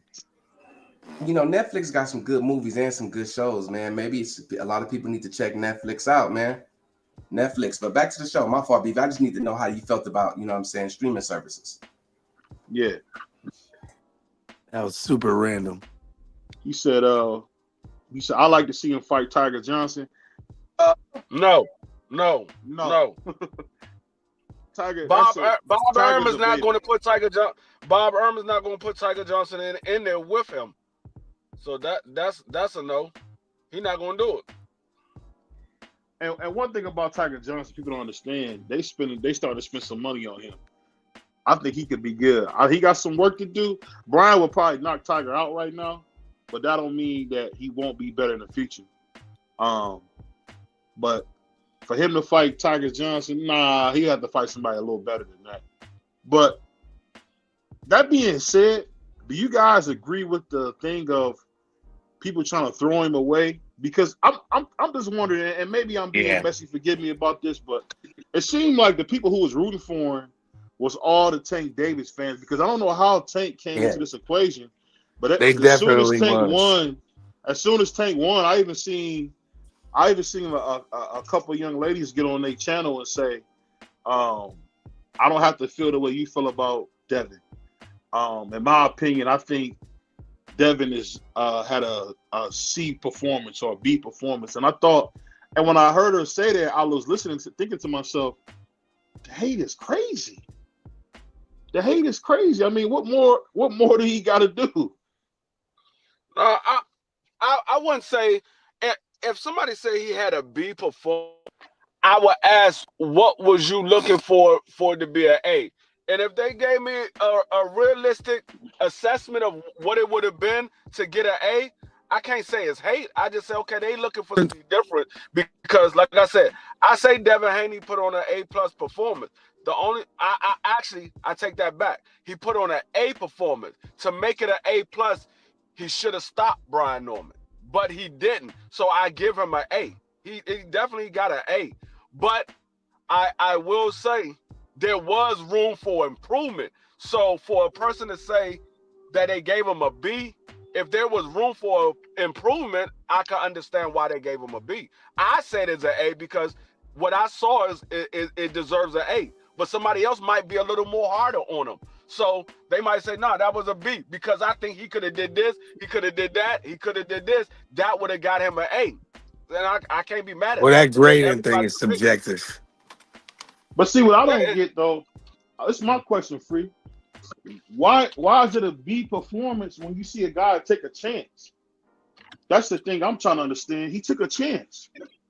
It's a B performance because even though he took a chance, if a person say, I seen Devin Haney be much better than that, because he took a chance, it still wasn't his best performance. It was a chance that he took and he was successful. But if somebody said, I seen him be much better than that or perform much better than that, then yeah, he took a chance, but it wasn't his best performance.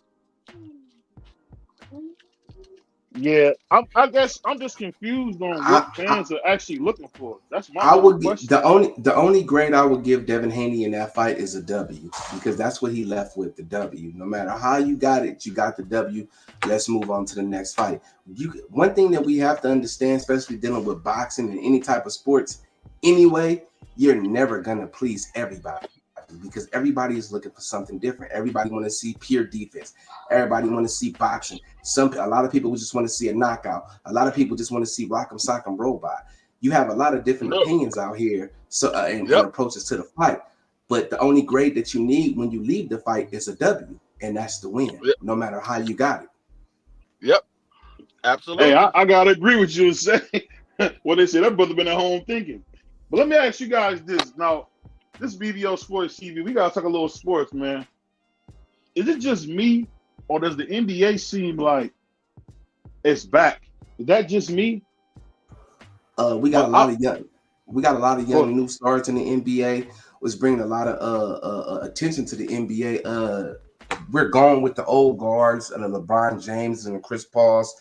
They're on their way to retirement, but these young guys, such as Anthony Edwards, you know what I'm saying, and the young boys up in the New York Knicks, and the young guy Cooper Flag, the Luka Doncic's, these guys are taking the NBA more global than it was, because back then, we barely had overseas players, and now you look in the NBA now, what they're going to try to do in the All-Star game is to have the United States versus the world. It's hard to find a Joel Embiid out there. You have what's the other center name? Jokic. You know what I'm saying, from these other places in the world. So it's bringing more eyes to the NBA, and these young dudes are showing up and showing out, especially the SGAs and at the Oklahoma City Thunder. You got. The NBA is changing, and it's changing for the better. Like I say, we're past the Kobe Bryant, LeBron James era, and we're ushering a new one of these young cats, and they're doing what they're supposed to do with the league. What would you say, Prize and Free? Yeah, the NBA is cool, but I like Wemby. I think he the goods. We still got Giannis. He hooping. Y'all seen him dribbling? That I almost can't believe that this dude is that big dribbling the ball. And like you said, we got them handled. foreign boys out there. They going #1 all crazy. They taking over the damn whole draft. Who? Yeah. Them foreign boys. Yeah. Foreign. Yeah. Oh, okay. I'm so excited about Carlos Boozer's sons because man, we need some American talent. I'm gonna tell you this: the world in U.S. versus the world at the All-Star game, the USA gonna get blasted, bro. Because everybody is from somewhere else. Like SGA is from Canada. He's not from here. Mm-hmm. People don't realize that he's not from here. I think with the stuff that we do have, like you got to remember, Ant-Man is from here. Julius Randle is from here. The point guard from the New York Knicks, light skinned short cat. Why is his name? Steph Curry's from here. Bronner. Bronson.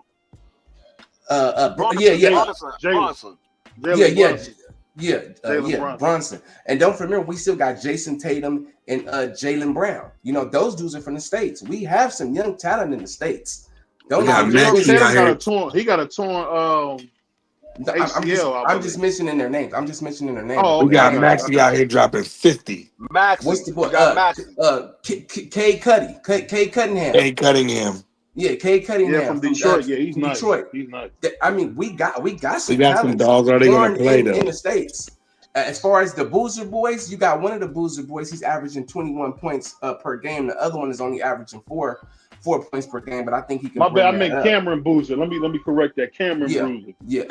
And don't sleep on Carmelo's son. Carmelo's son be hooping too. He had a bad game the other day, but he looked just like Carmelo, man. It's hilarious.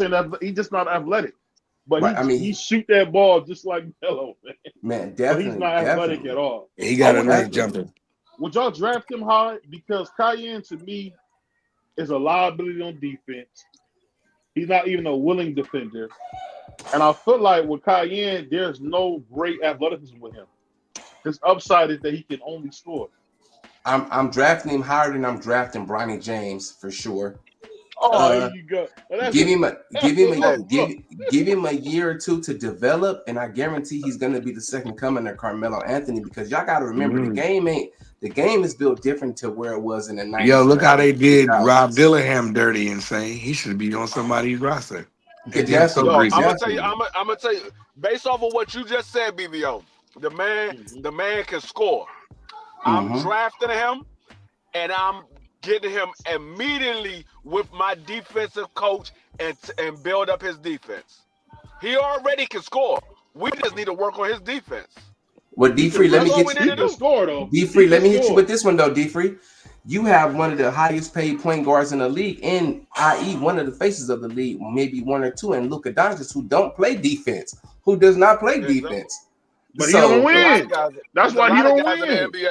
There's a lot of guys in the NBA right now that don't play defense. A lot of guys. He don't win. None of them. Remember, a lot of That's guys why you see 140 points on the board now. When we was young in the 90s, we ain't see no 140. You were lucky to see. Now that nobody plays defense. Hold on, Jonathan. We sending you to the trash, you cupcake.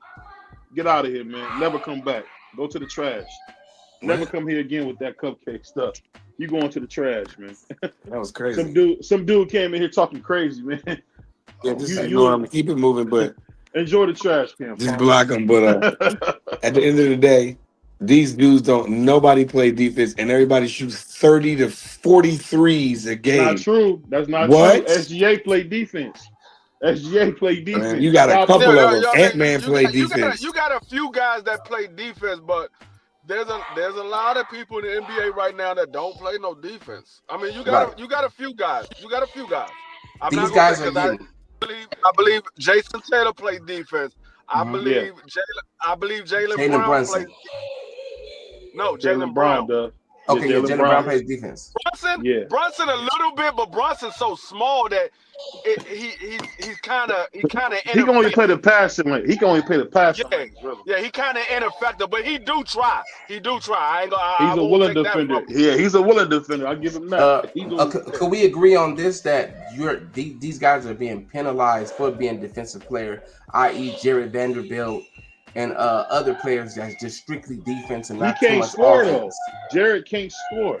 Right. That's his problem. He can't score. This is the reason why. This is the reason why I look at these guys nowadays different than I look at the guys from the Michael Jordan era, because these guys are playing against individuals that don't play defense. Literally can't do nothing. As soon as you touch a person, that's a foul. They don't play no defense nowadays. So I gotta look at everybody. Oh, but this man scored. On what defense? What defense is being put on him to say, okay, yeah, this man would have scored on him. He would have scored on him. He would have. I seen Reggie Miller play and score 11 points, and scored 11 points in what I think it was like 9 seconds. This man scored 11 playing defense. No, that was T-Max. That was T-Mac. Nah, T-Mac dropped like 20. It was like he's talking about T-Mac dropped like 17. Hold on. Let me say this. He's talking about when he played the New York Knicks. When he played the New York Knicks. Yeah. Yes. In the playoffs. Scored I know what you're talking about. points in like 9 seconds. That man shot 3 threes and shot a 2-pointer. Shot 3 threes and a 2-pointer because he kept stealing the ball. Every time they hit him, he stole it. And stole it. Shot a 3. Stole it. Shot a 3.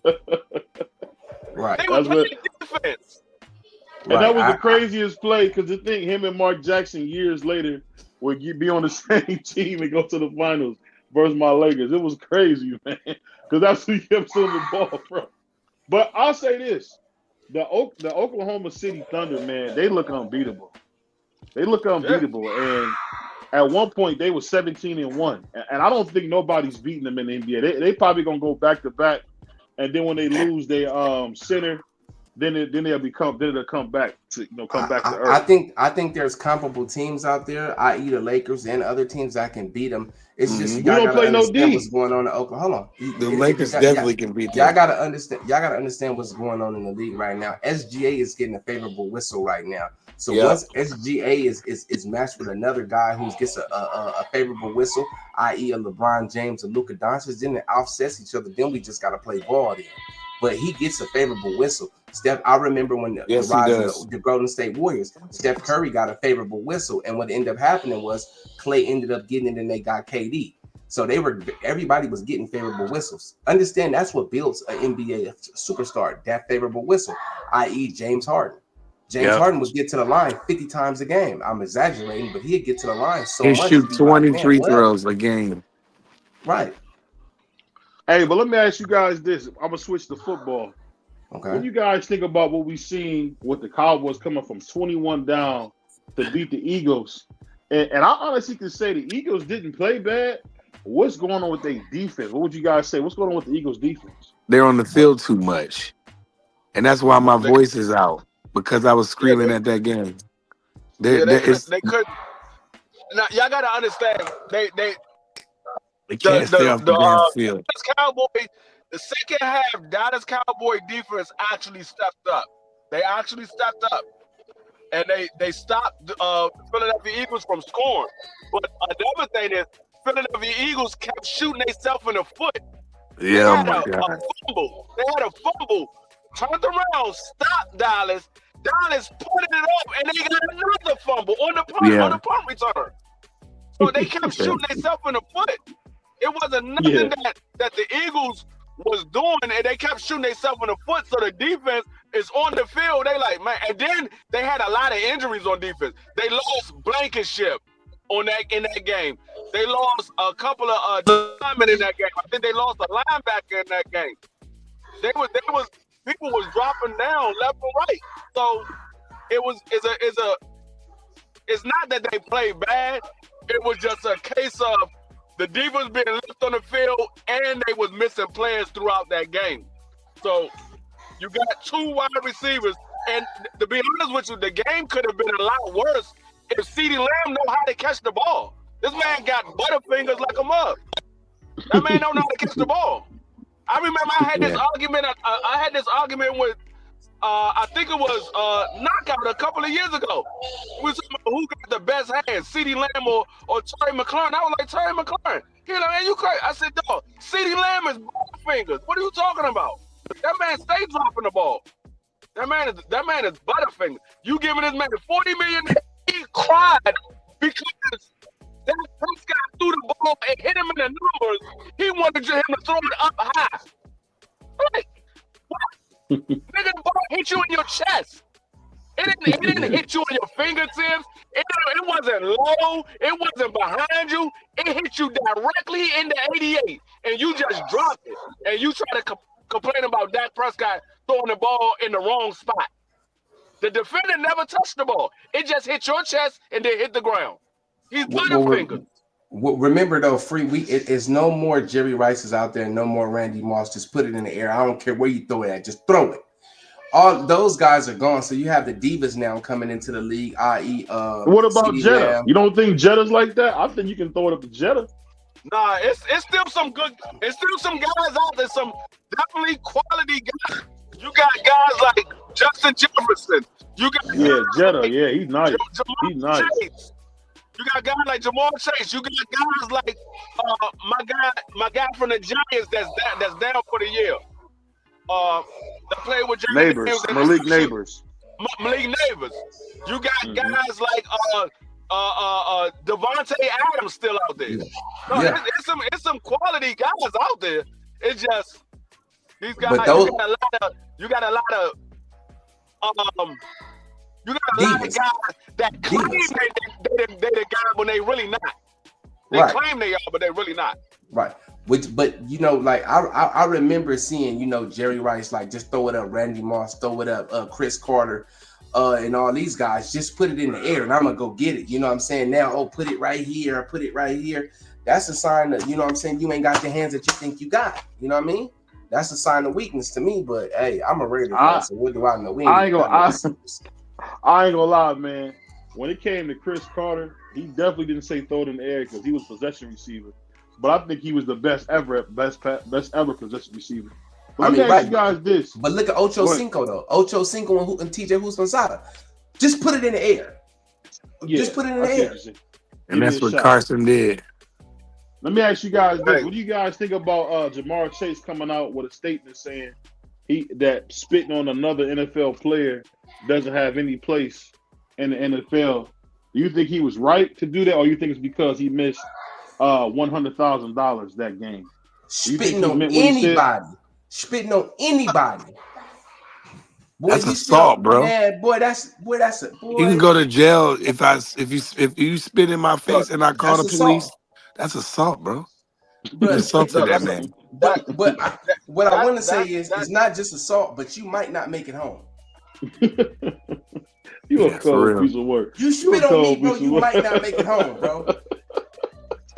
That's the nastiest thing you can do in the world. Hey, and I'm gonna be honest with you. Depending on where you at when you do it, it might be a felony. That's a good point. If you in DC, that's a felony. No matter what you do. It's a federal felony in DC. Federal.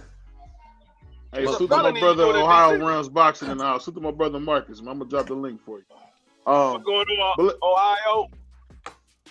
Hey, we back. We did it again. Chase, go ahead. Jamal Chase, he was right to acknowledge, but I think he only acknowledged because he was punished. If he was never punished, he wouldn't have acknowledged it.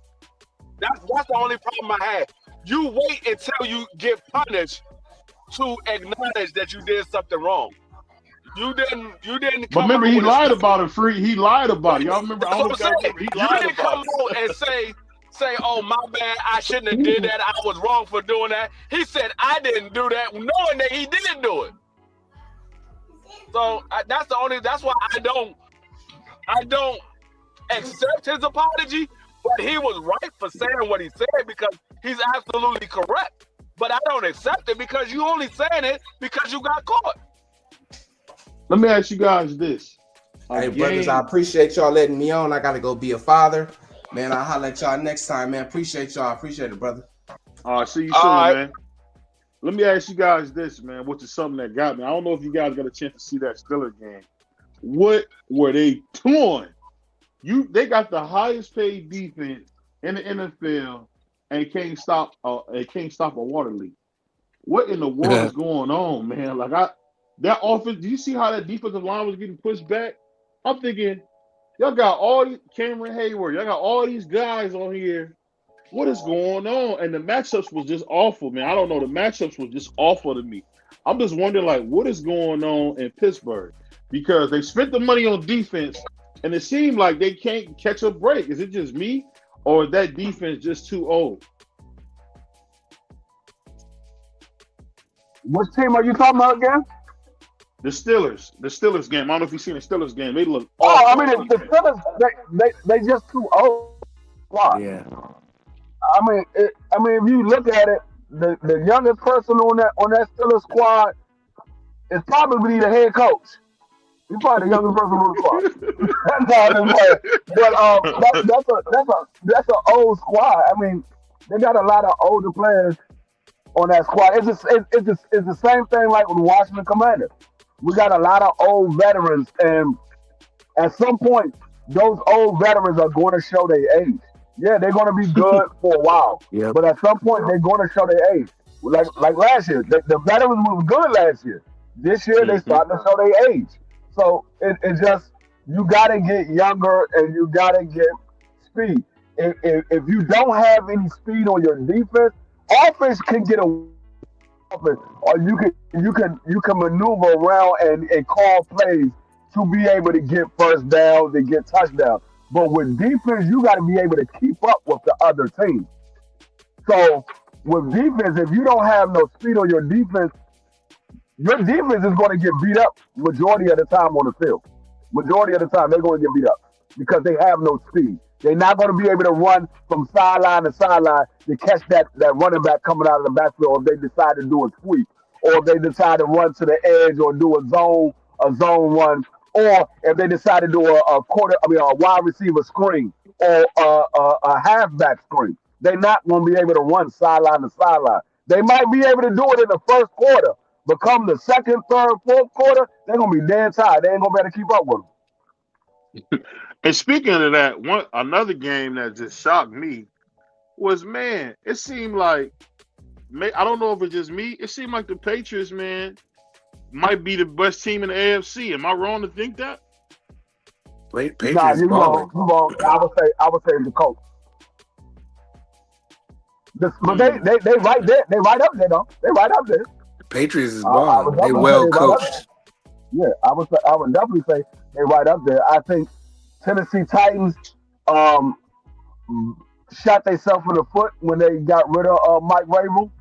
I think that was a bad move. He's a good coach. He just didn't have any talent around. I mean, they got rid of AJ Brown. I don't believe that was his doing. I believe that was the GM. And then they didn't have a quarterback.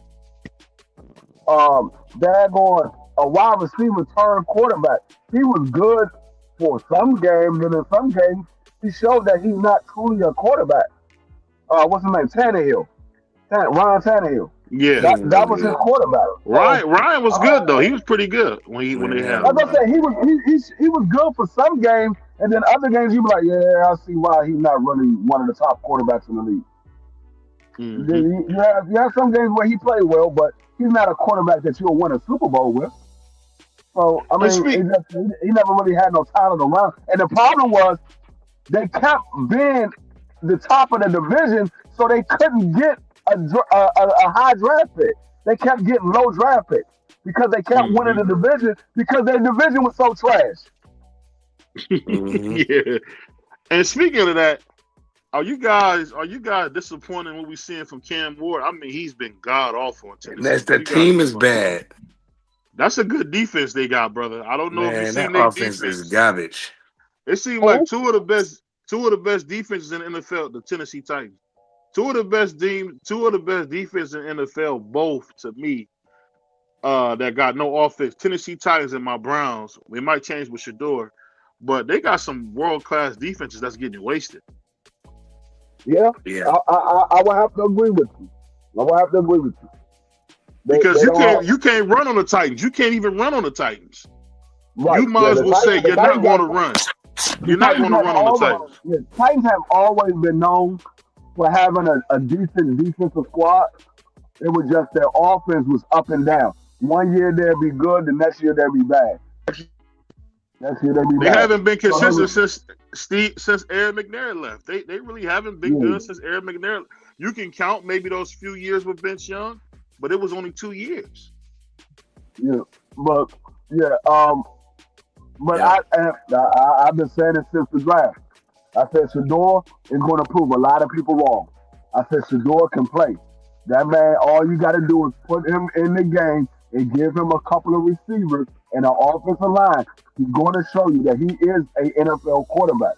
And that sorry coach y'all got didn't even acknowledge this damn kid after he won the game. And he's one of the first rookies to do that since I don't know when. Since 1994. Yeah. Right. And we didn't have more quarterbacks than we didn't have USA presidents. So you got to remember, we didn't have a USA president for over 200 years, man. So that ought to tell you something about my Brownies. But we got one of the biggest haters of Shador Sanders in the house. My brother, Ohio Runs Boxing. He's one of the talking the worst about Shador. How you feeling, man? What's good, y'all? You silly, what up, man? What's been up? What's going on, Marcus? Yeah, it's crazy. Let me ask you this, Mark. So we did it again. We seen Abdullah Mace. I know you doubted him. I know you doubted him and Tiger. But they both became champions within the last 2 weeks. What do you think about that? You silly. Tiger gonna be on his way, so yeah, he definitely got a belt, in the rankings. But I went to Saudi. That's the first time I went to Saudi, and congrats. I don't miss no Ohio world title fights, man. So it was a blessing to go to Saudi. But to be honest, you in no man's land, you know what I'm saying? But I enjoyed myself, man. I left on the Thursday. Got down there. It was a 12-hour flight. It was 6 hours from Ohio to Germany, and then from Germany to Saudi is 6 hours. So it was but overall, man, enjoyed Abdullah. I heard a lot of people talking about he got touched a lot. I think he fought a fight that he didn't have to fight. With his skill set. And I gotta give Sam Noakes credit too, because he did. Keeper, he roughhoused it. He did try to force it, but if Abdullah was with a box, I would have been able to see if Sam was able to cut the ring off and force that. So I really can't say that because Abdullah gave up, his reach and his his boxing ability and just banged with him. So it was an exciting fight, but I know he made that fight a lot closer than what it should have been, in my opinion. So. But then I'm starting to hear a lot of people say, "Oh man, he get touched way too much." And I said, "Well, damn, only the ones who said that. If they said that in this last fight and the fight before that, then they got a legitimate point. But they wasn't saying that. See, that's my thing. They pick and choose these guys' performances. They take one performance and become a prisoner of the moment and say, this is who this guy is. I remember Josh Taylor fighting Regis Prograis in the pocket like that. And I'm telling people, Josh Taylor don't just bang on the inside like that. The dude can box. Well, if he just gonna stand there like that, he gonna get beat this. And I'm like, y'all got to look at these guys' whole careers, man, and not just go by just this fight. Josh didn't just stand in there and bang with everybody. So I think Abdullah just he's young. He got a lot to still got a lot to learn in this game, man. So he just gonna have to mature, and stick to the game plan when you can't hurt your opponent. He hurt him, but he didn't get him out of there, and that dude was still in there to fight. So sometimes you got to back up, reset, and box. Box. You know what I'm saying? So was it because he didn't he didn't stay going to the body? Was that the issue? No. It wasn't even just him stop going to the body. That was part of it. But I just think what I got out of it, let me tell you the positive I got out of it. Sam took him to the deep waters. I wanted to see Abdullah go past certain rounds, and he went to the deep waters. That was a plus. 2, Sam is durable. Never really been hurt in a fight. Abdullah hurt him multiple times. So Abdullah power is really there. Just because you don't knock the guy out and you end on this, that doesn't mean you don't have power. He hurt a guy that ain't never been hurt before. So that was really a good sign too, leading into his next bouts. You know what I mean? So those were 2 keys for me to see him hurt a guy, but you still box, because what happens is if you don't hurt the guy and keep him on a defensive mode, he's going to fight you back, and y'all in the pocket, and it's going to be close. You either going to win 115 or 113, or you're going to lose 113 to 115, similar to Charles Conwell. Charles did the same thing, fought a durable guy who he couldn't hurt, but he stayed in the pocket, did not jump out of that kitchen and just box and win some rounds conventionally. He wanted to stay close with this guy and go back and forth, and he lost 115, 113. Did they know you was from Youngstown when you went to Saudi? Man, I had the hat. I didn't know.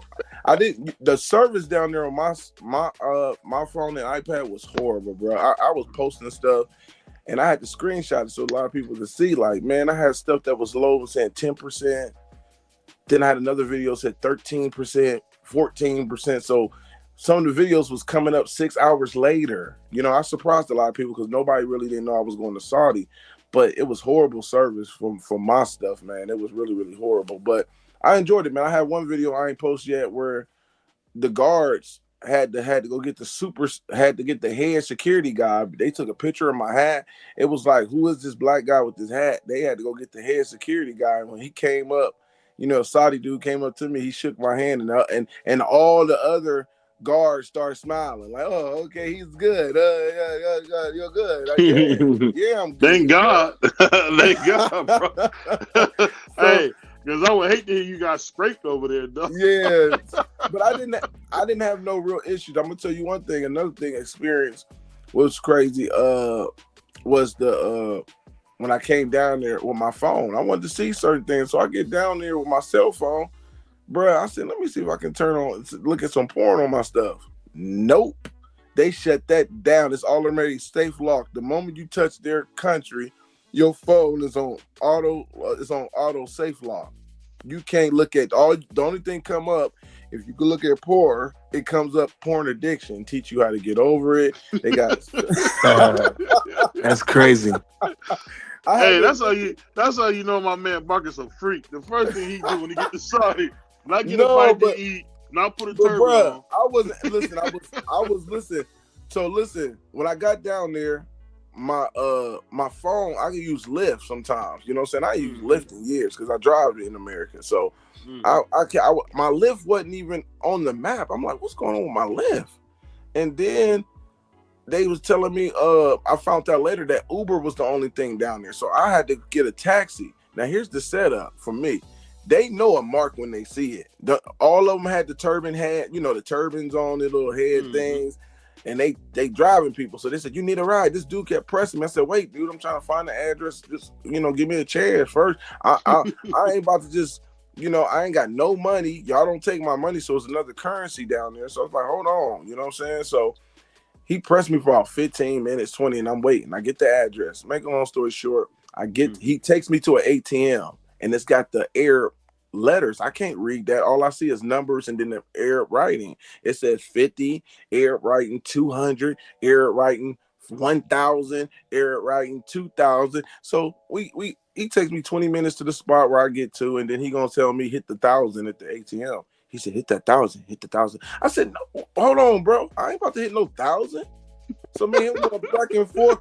We going back and forth about I say about a minute and a half. We going back and forth. I'm not hitting this 1,000. I'm like, wait, bro, chill out, bro. I said, I ain't about to hit no 1,000. I might hit that 50. He said, no.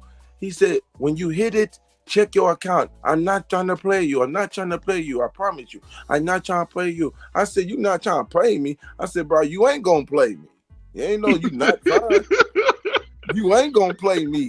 So when I did hit the 1,000, but I'm keeping the 1,000 because it's 1,000 coming out this ATM and Arab money. You know what I'm saying? So I get the money. You know what I'm saying? Listen. What kind of money was it? Arab money, man. So Arab money. Hey, I kept Arab money. Hey, B-Roll, I'm gonna send you some pictures too of the money. But listen, I got the cash and I gave him 150, but I looked at my account first.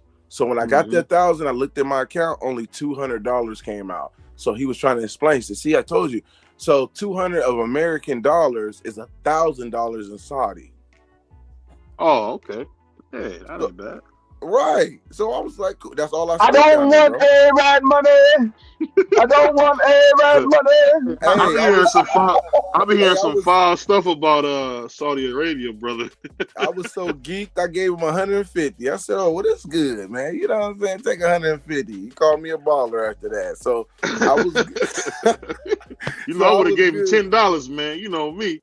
I'm from Cleveland. Oh, you silly. But no, it was really dope, man. That experience was dope. The bathroom experience was different too. I didn't have to do the number 2 down there. Thank God. I didn't have to do no number 2 down there. But I came in the bathroom. It was a public bathroom. Drink some water, man. You better drink some water, man. Yeah, that's crazy. Listen, drink some water, man. Listen, I came into they had a bathroom outside the arena. What you know how our Americans, we got those what they call those the little when you had a fair, like when we had a fair and they got the bathroom. Yeah, they had a bigger one, but this one you can walk up and it looks like a mobile home type thing. Like, you know what I'm saying? You walk in, it's big as heck, but they had one guy in there cleaning. So when I walked in, I just gonna take a pee. I see him pushing water and the water hit my shoe. And I'm like, what the heck is going on? He pushing it past me into a drain. And then I'm looking at all the stalls in there. Can y'all hear me? We can hear you. Yeah. Okay. Yeah, I look at all the stalls. They got water coming from under there. Like it's a flow. It's a flow. And I'm like, was it a bidet? All of them. And it made sense. Oh, they was all bidets. Oh, okay. Yeah. So when I opened it up, I seen that. I'm like, one guy came out and I said, oh, so this is what they doing. They just bending over and they got a little handle thing. You pull up and you just shoot your ass. You shoot your ass over the toilet. They ain't got no tissue. So look. He said this is what they do when they bend over. Hey, I can't make this up, y'all. So I said, dang, if I do that, if I bend over and hit this thing with my ass, I gotta scream "no homo" really out loud. You know I gotta scream "no homo" while this water hit me and this shit out hard. Did it? I said no did it. I say no did no it. did it.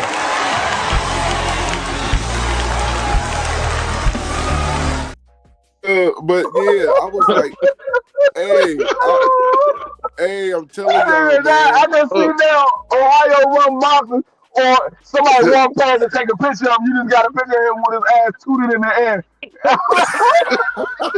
Ain't that your boy, BBO? Hey, Mark, the part that got me, you gonna say the water shoots you in the ass hard. Like what? No, but BBO, you know we curious, man. I wanted to grab it and shoot it and see what it was. I'm supposed to be peeing, so I'm curious. This is my first time in the bathroom in Saudi, man. So I'm like, this is crazy, bro. So I pulled the trigger. I just pulled it to see, and then I just ended up peeing. But what got me was, I'm like, wait a minute. Everybody else in the other stool, all that water that's hitting they ass into the toilet, the extra water that's hitting the floor that was on my shoe. That's what I'm walking into. You get what I'm saying? So I'm like, walking into water that's splashing off a nigga's asses. There you go. And I got Jordans on. You feel what I'm saying? I got J's on down here in Saudi, and there's the water run. It wasn't high or nothing. Don't tell me you had them new 12s on. I'm about to get them. No, I had the ones, man. I had some black and orange ones on, man. But he pushed and he had a squeezy. But the guy that was in there cleaning, he stayed in there. It's like he had a seat. So they does that. It's like a routine, man. He's gonna stay in there, then somebody else come in another shift, and they push the water into a drainage sewer that was in the corner. So it was kind of crazy to see that. But that was one of the experiences. The women beautiful down there, man. So that was another thing that they was covered, but gorgeous women. Some of them didn't have to cover their whole face. They had their hair down, man, but they ain't hollering at no American men. Yeah, the women, you ain't bring $40, did you? I got $40. I'm good. All right. You said what? You ain't bring $40? Those are the ones that's married. I had $800. But you seen other American women down there too. So you'll run across other American women. I didn't feel like I was in a foreign land with just everybody Saudi and all that. Nah, you seen other Americans walking around, even in the airports. You seen it. another thing that threw me off, I didn't know because it was the first time I ever traveled international. I never been international, so this was my first time, man. Passport and everything. So when I got there to Saudi, we had to get a visa. So I didn't know what a visa was. I'm like, man, what you talking about visa? I got a MasterCard. I don't need no visa. Y'all trying to give me an extra, you know what I'm saying, credit card? That's what I'm thinking. You know what I'm saying? I don't need y'all visa, bro. What are you talking about? But the visa is more about the stay. How long you gonna be there? What's your information, address, all that. So they had to explain that to me because I'm arguing with them as I first get in the airport, bro. Like, you know. So I had to do that in DR. Yeah, see, I didn't know that, man. I did not know that. So that was something nobody. Let me ask you, Ohio, did you get invited or you just went? No, I was with the Masons. What I'm doing? Oh, you were with the Masons. Okay. Yeah. Okay. I was, that was the whole thing, man. I've been following those kids and Tiger, all of them since the amateurs, bro. So this was big to see those kids, man, go from and what I had was a DNA T-shirt on, to represent the original gym that they came out of. A lot of people didn't know they came out of Cleveland DNA gym. They had 80 fights out of DNA. So that was another thing that I wanted to pay tribute to because sometimes that's more than money, man. You pay homage, and that's in the hood, bro. BBO don't go over there. You sell it. But so you want to pay homage, and I thought that was big too, man. You want to pay homage and respect to the coaches, Coach Ali, who still is over there at Safo and DNA, man. Those are great coaches. They don't ask for much, so you want to pay tribute, man, and let them know, man. They know where they came from, and sometimes they locked in. They don't be thinking to give everybody a shout out or who deserves, you know what I mean? So they don't think about that sometimes. They just locked in. So I wanted to make sure that they got their recognition, man, in Team DNA. So that was big, but overall, this experience was really, really dope, man. How was the food? Good question, man. I was scared, bro. I wasn't trying to eat everything down there. So I'm gonna tell you, I took the cheat weight out. I ain't gonna lie. I seen that they had BW3s down there. I was like, wait a minute, a BW in Saudi Arabia, you know? So I ate McDonald's. So I got a McChicken sandwich, and I ain't gonna lie to you. I was expecting it to be nasty because I had so many Pepsi down there. So I didn't get a lot of stuff, man. I had like cappuccinos and stuff like that, but I didn't. How you eat McDonald's and then have to go to the bathroom? That's crazy. Hold on, I had McDonald's. See, I ate McDonald's. I got there on Friday. Let me explain. I got there on Friday night. I left Thursday at 1. I got there Friday afternoon around 8 o'clock. Was at the airport probably about an hour and some change because I had to get that visa stuff situated. So I didn't leave the airport till about like 10 something, to be honest, 10:30 or something like that. Then I found the hotel. I had to get to a hotel. I talked to Charles Conwell because I didn't have an address. Valiant. Was he awake?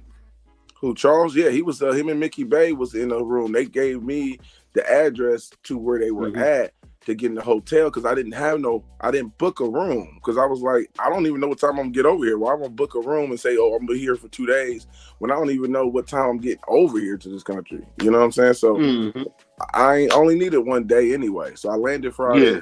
I went to the room where Charles had me go to the hotel. It was beautiful, man. They only had one room left. And it was $3,000. Talking about 3-bedroom, 90-inch TV. I said, bro, I don't need all that for one night. I'm good. So I 90-inch TV.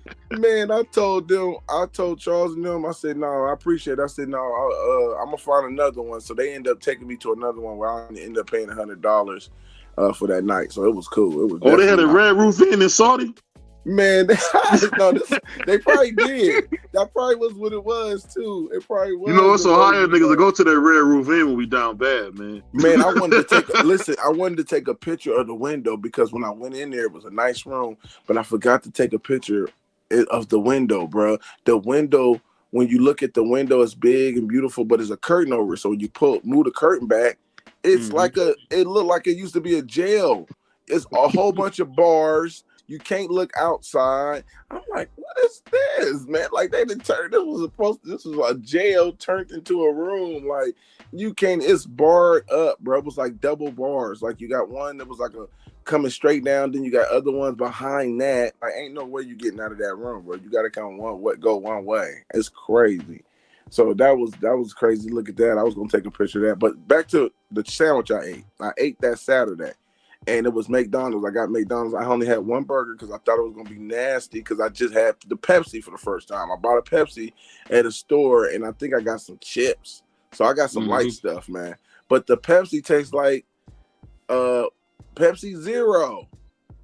The regular Pepsi, I was like, dang, they ain't got no sugar. That's I was like, dang. I didn't even finish the whole can. I was like, nah, bro, this ain't it. You know what I'm saying? So I did have some water. So that was the real first. Ohio nigga got to get a Pepsi when he pulled up.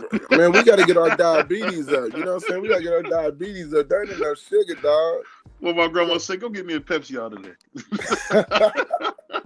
So look, I get the McDonald's. I actually got this video recorded. I actually showed them that the Asian guy gave me the McDonald's, burger and stuff. So I'm like, okay, cool. I'm about to have me a little burger. I'm thinking it's gonna be nasty already. The first thing I done tasted that I actually wanted did not please me. So I'm like, I think it's gonna be nasty. My mind is already made up that it's gonna be nasty. That's why I only wanted one burger. You know what I'm saying? Like, just let me get a McChicken sandwich. Man, I've been into that, expecting to spit it out. It ended up being the best chicken sandwich I've ever had at McDonald's. I said, this is crazy. They said, you want another one? Yes, I want another one. You know where McDonald's is good at? Canada. I don't know if you've ever been to Canada. They got a huge McDonald's menu, bro. Well, that's crazy. I only went to look. I'm gonna say this. I ain't gonna say Saudi got the best McDonald's food. Just that location. I might have looked up at that location by the stadium, but it was man. It tasted really good. I had two of those. But mind you, I still didn't use the bathroom, so I didn't have to use the bathroom till after the event was over. I still didn't have to use the bathroom. I caught a flight right after the event was over, bro. So I was flying. I was already back in the air. I used the bathroom in Germany. That's where I was at, in Germany. So I ain't had to use one of them squeezies, bro, because I was like, what? Man, they crazy. My thing was, okay, they use it because I want to be educated too, man. I'll be honest, it's education to learn that stuff too. But I was more curious of how is they drying themselves off? They didn't have no napkins or nothing. So I'm like, okay, cool. Y'all wash it. They probably let the water run down, man. I don't get it, bro. That's why I was like, okay, if y'all want me to do it, I'm gonna be wet. I'm gonna have wet jeans on, bro. Like, ain't no way I'm hitting that and they ain't got nothing to dry off with, bro. They ain't have none of that. So, but that was an experience, man. It was an experience. I wasn't there that long, but it was definitely a good experience. You know what I'm saying? So what did Turkey look like? Did he had a rag on his head? Man, they all, I ain't gonna lie, bro. I wouldn't say this publicly on my platform, but I ain't gonna lie to you, bro. They all look alike. He cold, man. Bro, they all look alike, bro. You didn't wear a thobe down there? Man, no, man. If I go to Saudi Arabia, I'm gonna be like Meek Mills. I'm gonna get me a thobe. That's funny, man. But let me ask you this real quick. So what would you say about Tiger, man? Because my man Pride's been hating on Tiger for a long time, man. I ain't been hating on that. You've been hating on him, man. I like the kid. BVO be so rough on that kid. BVO's he gonna get beat to death in his last fight, and he came out and had a hell of a performance. Yeah. I think Tiger to me, I just felt like, and I said this, Tiger is one of those guys that he's gonna fight somebody that's gonna bring the best out of him. He's one of those type of guys. Like if he's fighting superb opponent, the guy that's not subpar, guys that's not really that good. He's gonna he ain't gonna really dog it. He don't separate himself as much. He wins, and sometimes he get knockouts here too. But I felt like Nicholas was a chip on his shoulder. A lot of people don't know that his coach, he let go a couple months before that. So, you know what I'm saying? He let Prentice go, and he had a chip on his shoulder, man. So I knew he was going to come in here and pretty much put on and really press the issue and really try to make a statement. But he's real quiet. He doesn't talk as much. He doesn't do a lot of social media.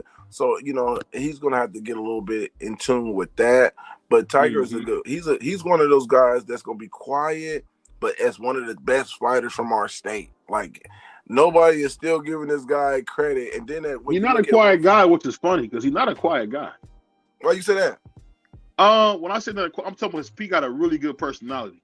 Oh yeah. You know, he cool. But he's real private though. He's real private. He definitely. I seen on Sean Porter's podcast and stuff too talking. But yeah, he's definitely laid back and private. Cool man. Man, you know, man. Can you tell the truth, Ohio? Man, nobody mess with Sean Porter in Ohio, bro. If you just be honest. Am I lying, man? Stop it, man. Don't nobody mess with Sean. They mess with Kenny. They don't mess with Sean, bro. But Sean, I'd say that Sean, I didn't even, for all these years, it was controversy with Sean. Was he from Cleveland or was he from Akron? But you know, I finally got to the bottom of it. He's a Cleveland fighter. He's from Cleveland, bro. But he's from Stowe, man. Stop it. Man, he was going back and forth. No, I talked to his brother too. His brother Kenny was letting me know that too, man. Showing me some documentation. I was like, that's crazy, man. That they got to show that because it's like.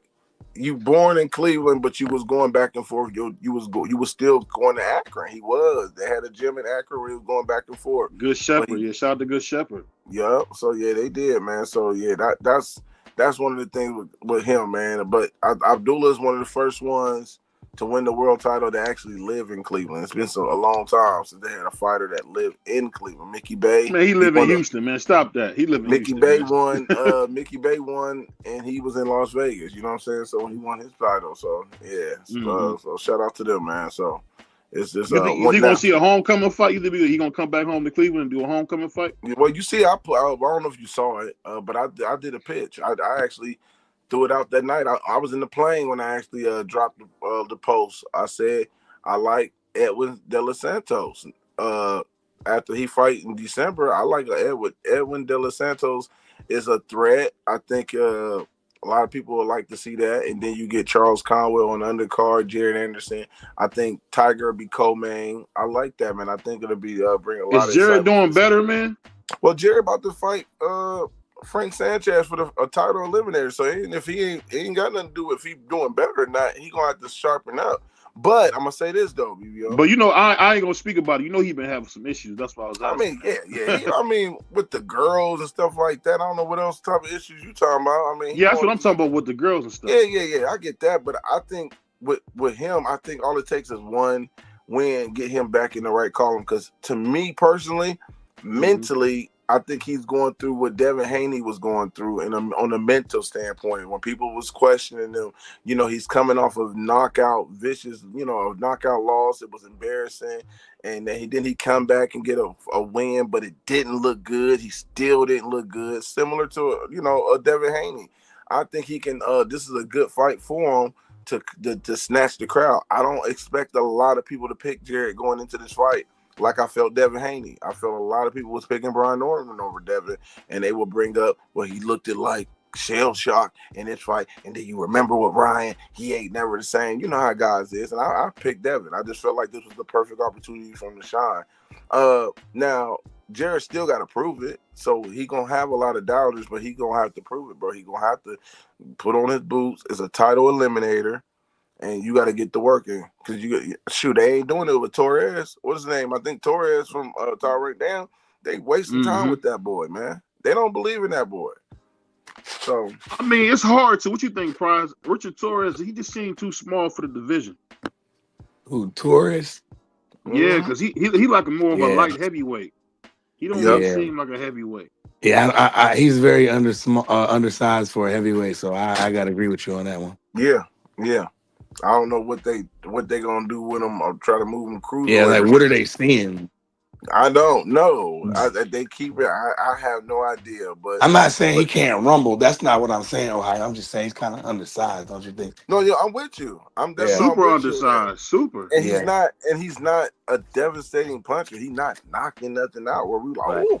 You know what I'm saying? At least when you put him in fights where he's supposed to win, at least look good. I mean, we gotta have some type of American fighters that's breaking something. You know what I'm saying? So that's just what it is with that. But I hope Jared is able to bounce back. He need to be in this type of situation against a Frank Sanchez that's going to be favored. You're crazy if you don't think Frank Sanchez should be favored going in this fight. I'm from Ohio, but I keep it a buck. Mm-hmm. You know, and I'll say this, man. I think people don't understand that. I really think Ohio is kind of headed to like a renaissance in boxing, man, because we got a lot of young guys that's really coming up and doing their thing. Yeah. But one thing I want to get your opinion on, man, and this is a little different. But what do you think about what they're doing with Jasmine Tucker, man? Where they're gonna allow his family to sue the cops that unfortunately took that young man's life. What do you think about that? Is that a good thing? Jasmine Tucker, what happened in that situation? I'm confused. It was a young brother from Akron. I guess he had a toy weapon or something on him. I believe that's what the cops said, and he unfortunately was executed. But I was saying, you being from Ohio, I didn't know if you had heard about it. I was wondering, do you think it's a good thing for a guy like that for his family to get some money for what happened to him? Well, sure, if it was accidental and he got a gun and all that, I mean, he got a toy gun and they shot and killed him, yeah. I mean, sometimes we can't sit there and say who deserves money and don't deserve money. If it's something wrongfully happened to a person and they deserve to get millions of dollars for it, bro, give it to them. Let them figure out, what they're gonna do with it. So if he got if he got shot and he had a toy gun and that's kind of messed up, man. So depending on how the context of how was it, you know what I mean? So I don't know too much about it, but yeah, I think they should be compensated for that. You know what I mean? I think what threw me off when you said Akron, it was another story that happened where the son shot the father in the head. I don't know if you heard about that one, because his baby mom was pregnant by his father. He found out the baby mom was pregnant by his father, so he shot and killed him. So that was kind of crazy, man. So it's a lot of stuff out here that's going on. It's kind of wild. Yeah. So I ain't gonna lie, man. Abdullah Mason was some much needed good news from Ohio, bro, because we've been on a losing streak, dog. We've been on a losing streak, man. What you mean? I'm talking about I'm talking about locally. I ain't talking about boxing. I'm talking about locally. So it was good to get some good news out of Cleveland, man. Yeah, it was a trap fight for him. We've been on the Cleveland. I mean, Sador coming back doing his thing on the same week as Abdullah. Yeah, man. I think y'all definitely need it, man. The city. Now, I am gonna say this, BBO. There are doubts about Abdullah fighting at home right away because they don't know if he can sell out Rocky Field Stadium. If I'm saying it right, the one where Rocket Fieldhouse. Rocky Fieldhouse. They don't know if he can sell there. But if I'm talking to other people and I'm saying, why are y'all trying to go there? I wouldn't go there first. I would go to Cleveland State.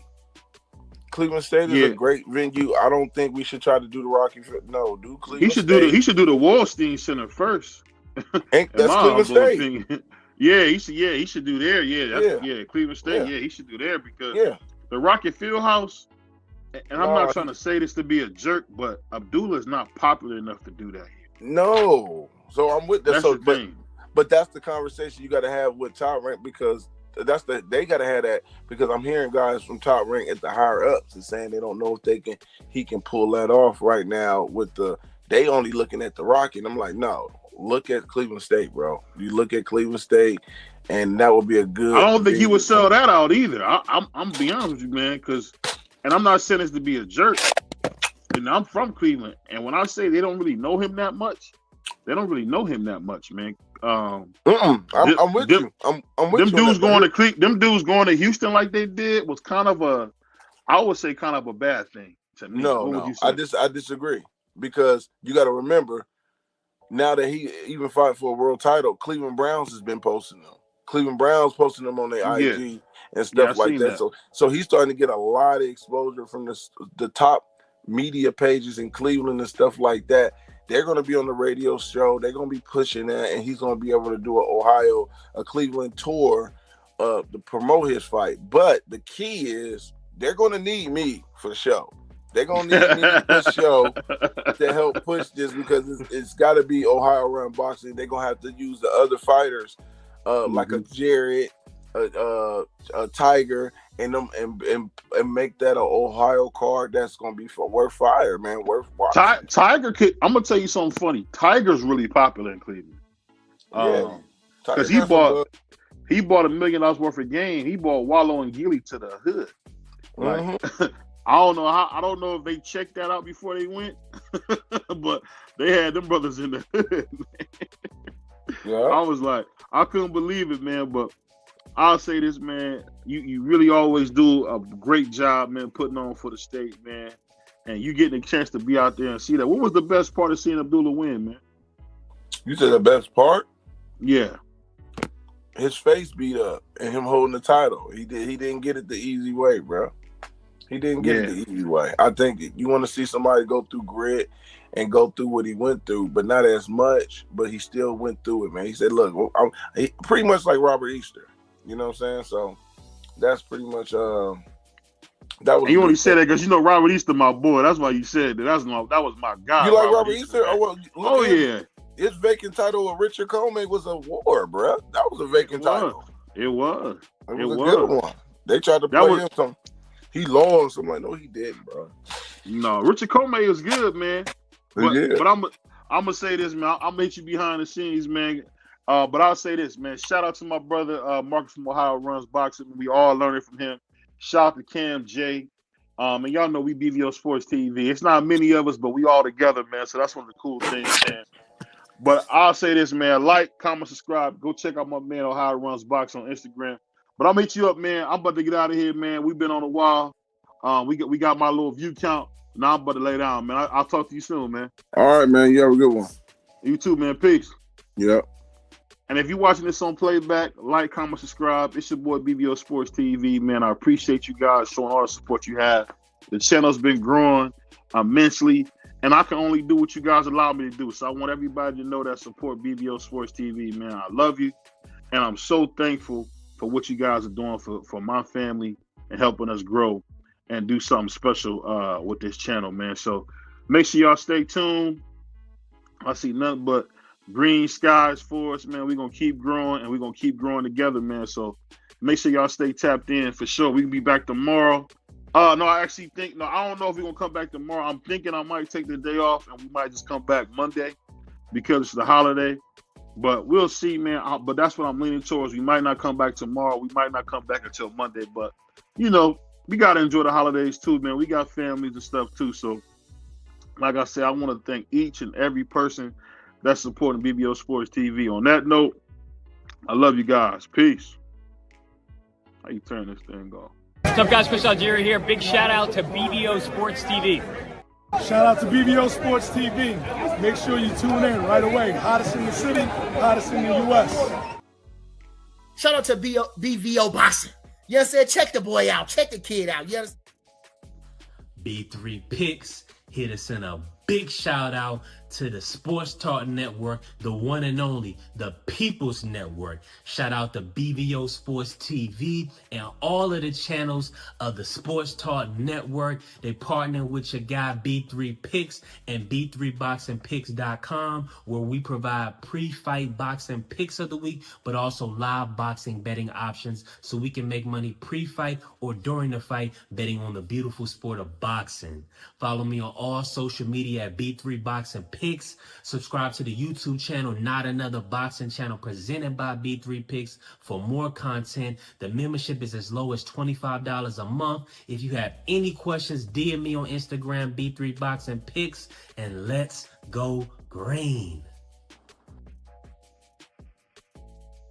Always showing love. Appreciate you, my brother. God bless. But like I said, y'all, we're going to get out of here, man. Appreciate you guys. Another great show. We're going to keep working, keep grinding, man. So holler at us soon, y'all. Peace. I got $40. I'm good. All right. I'm ready for that full cheese Whopper.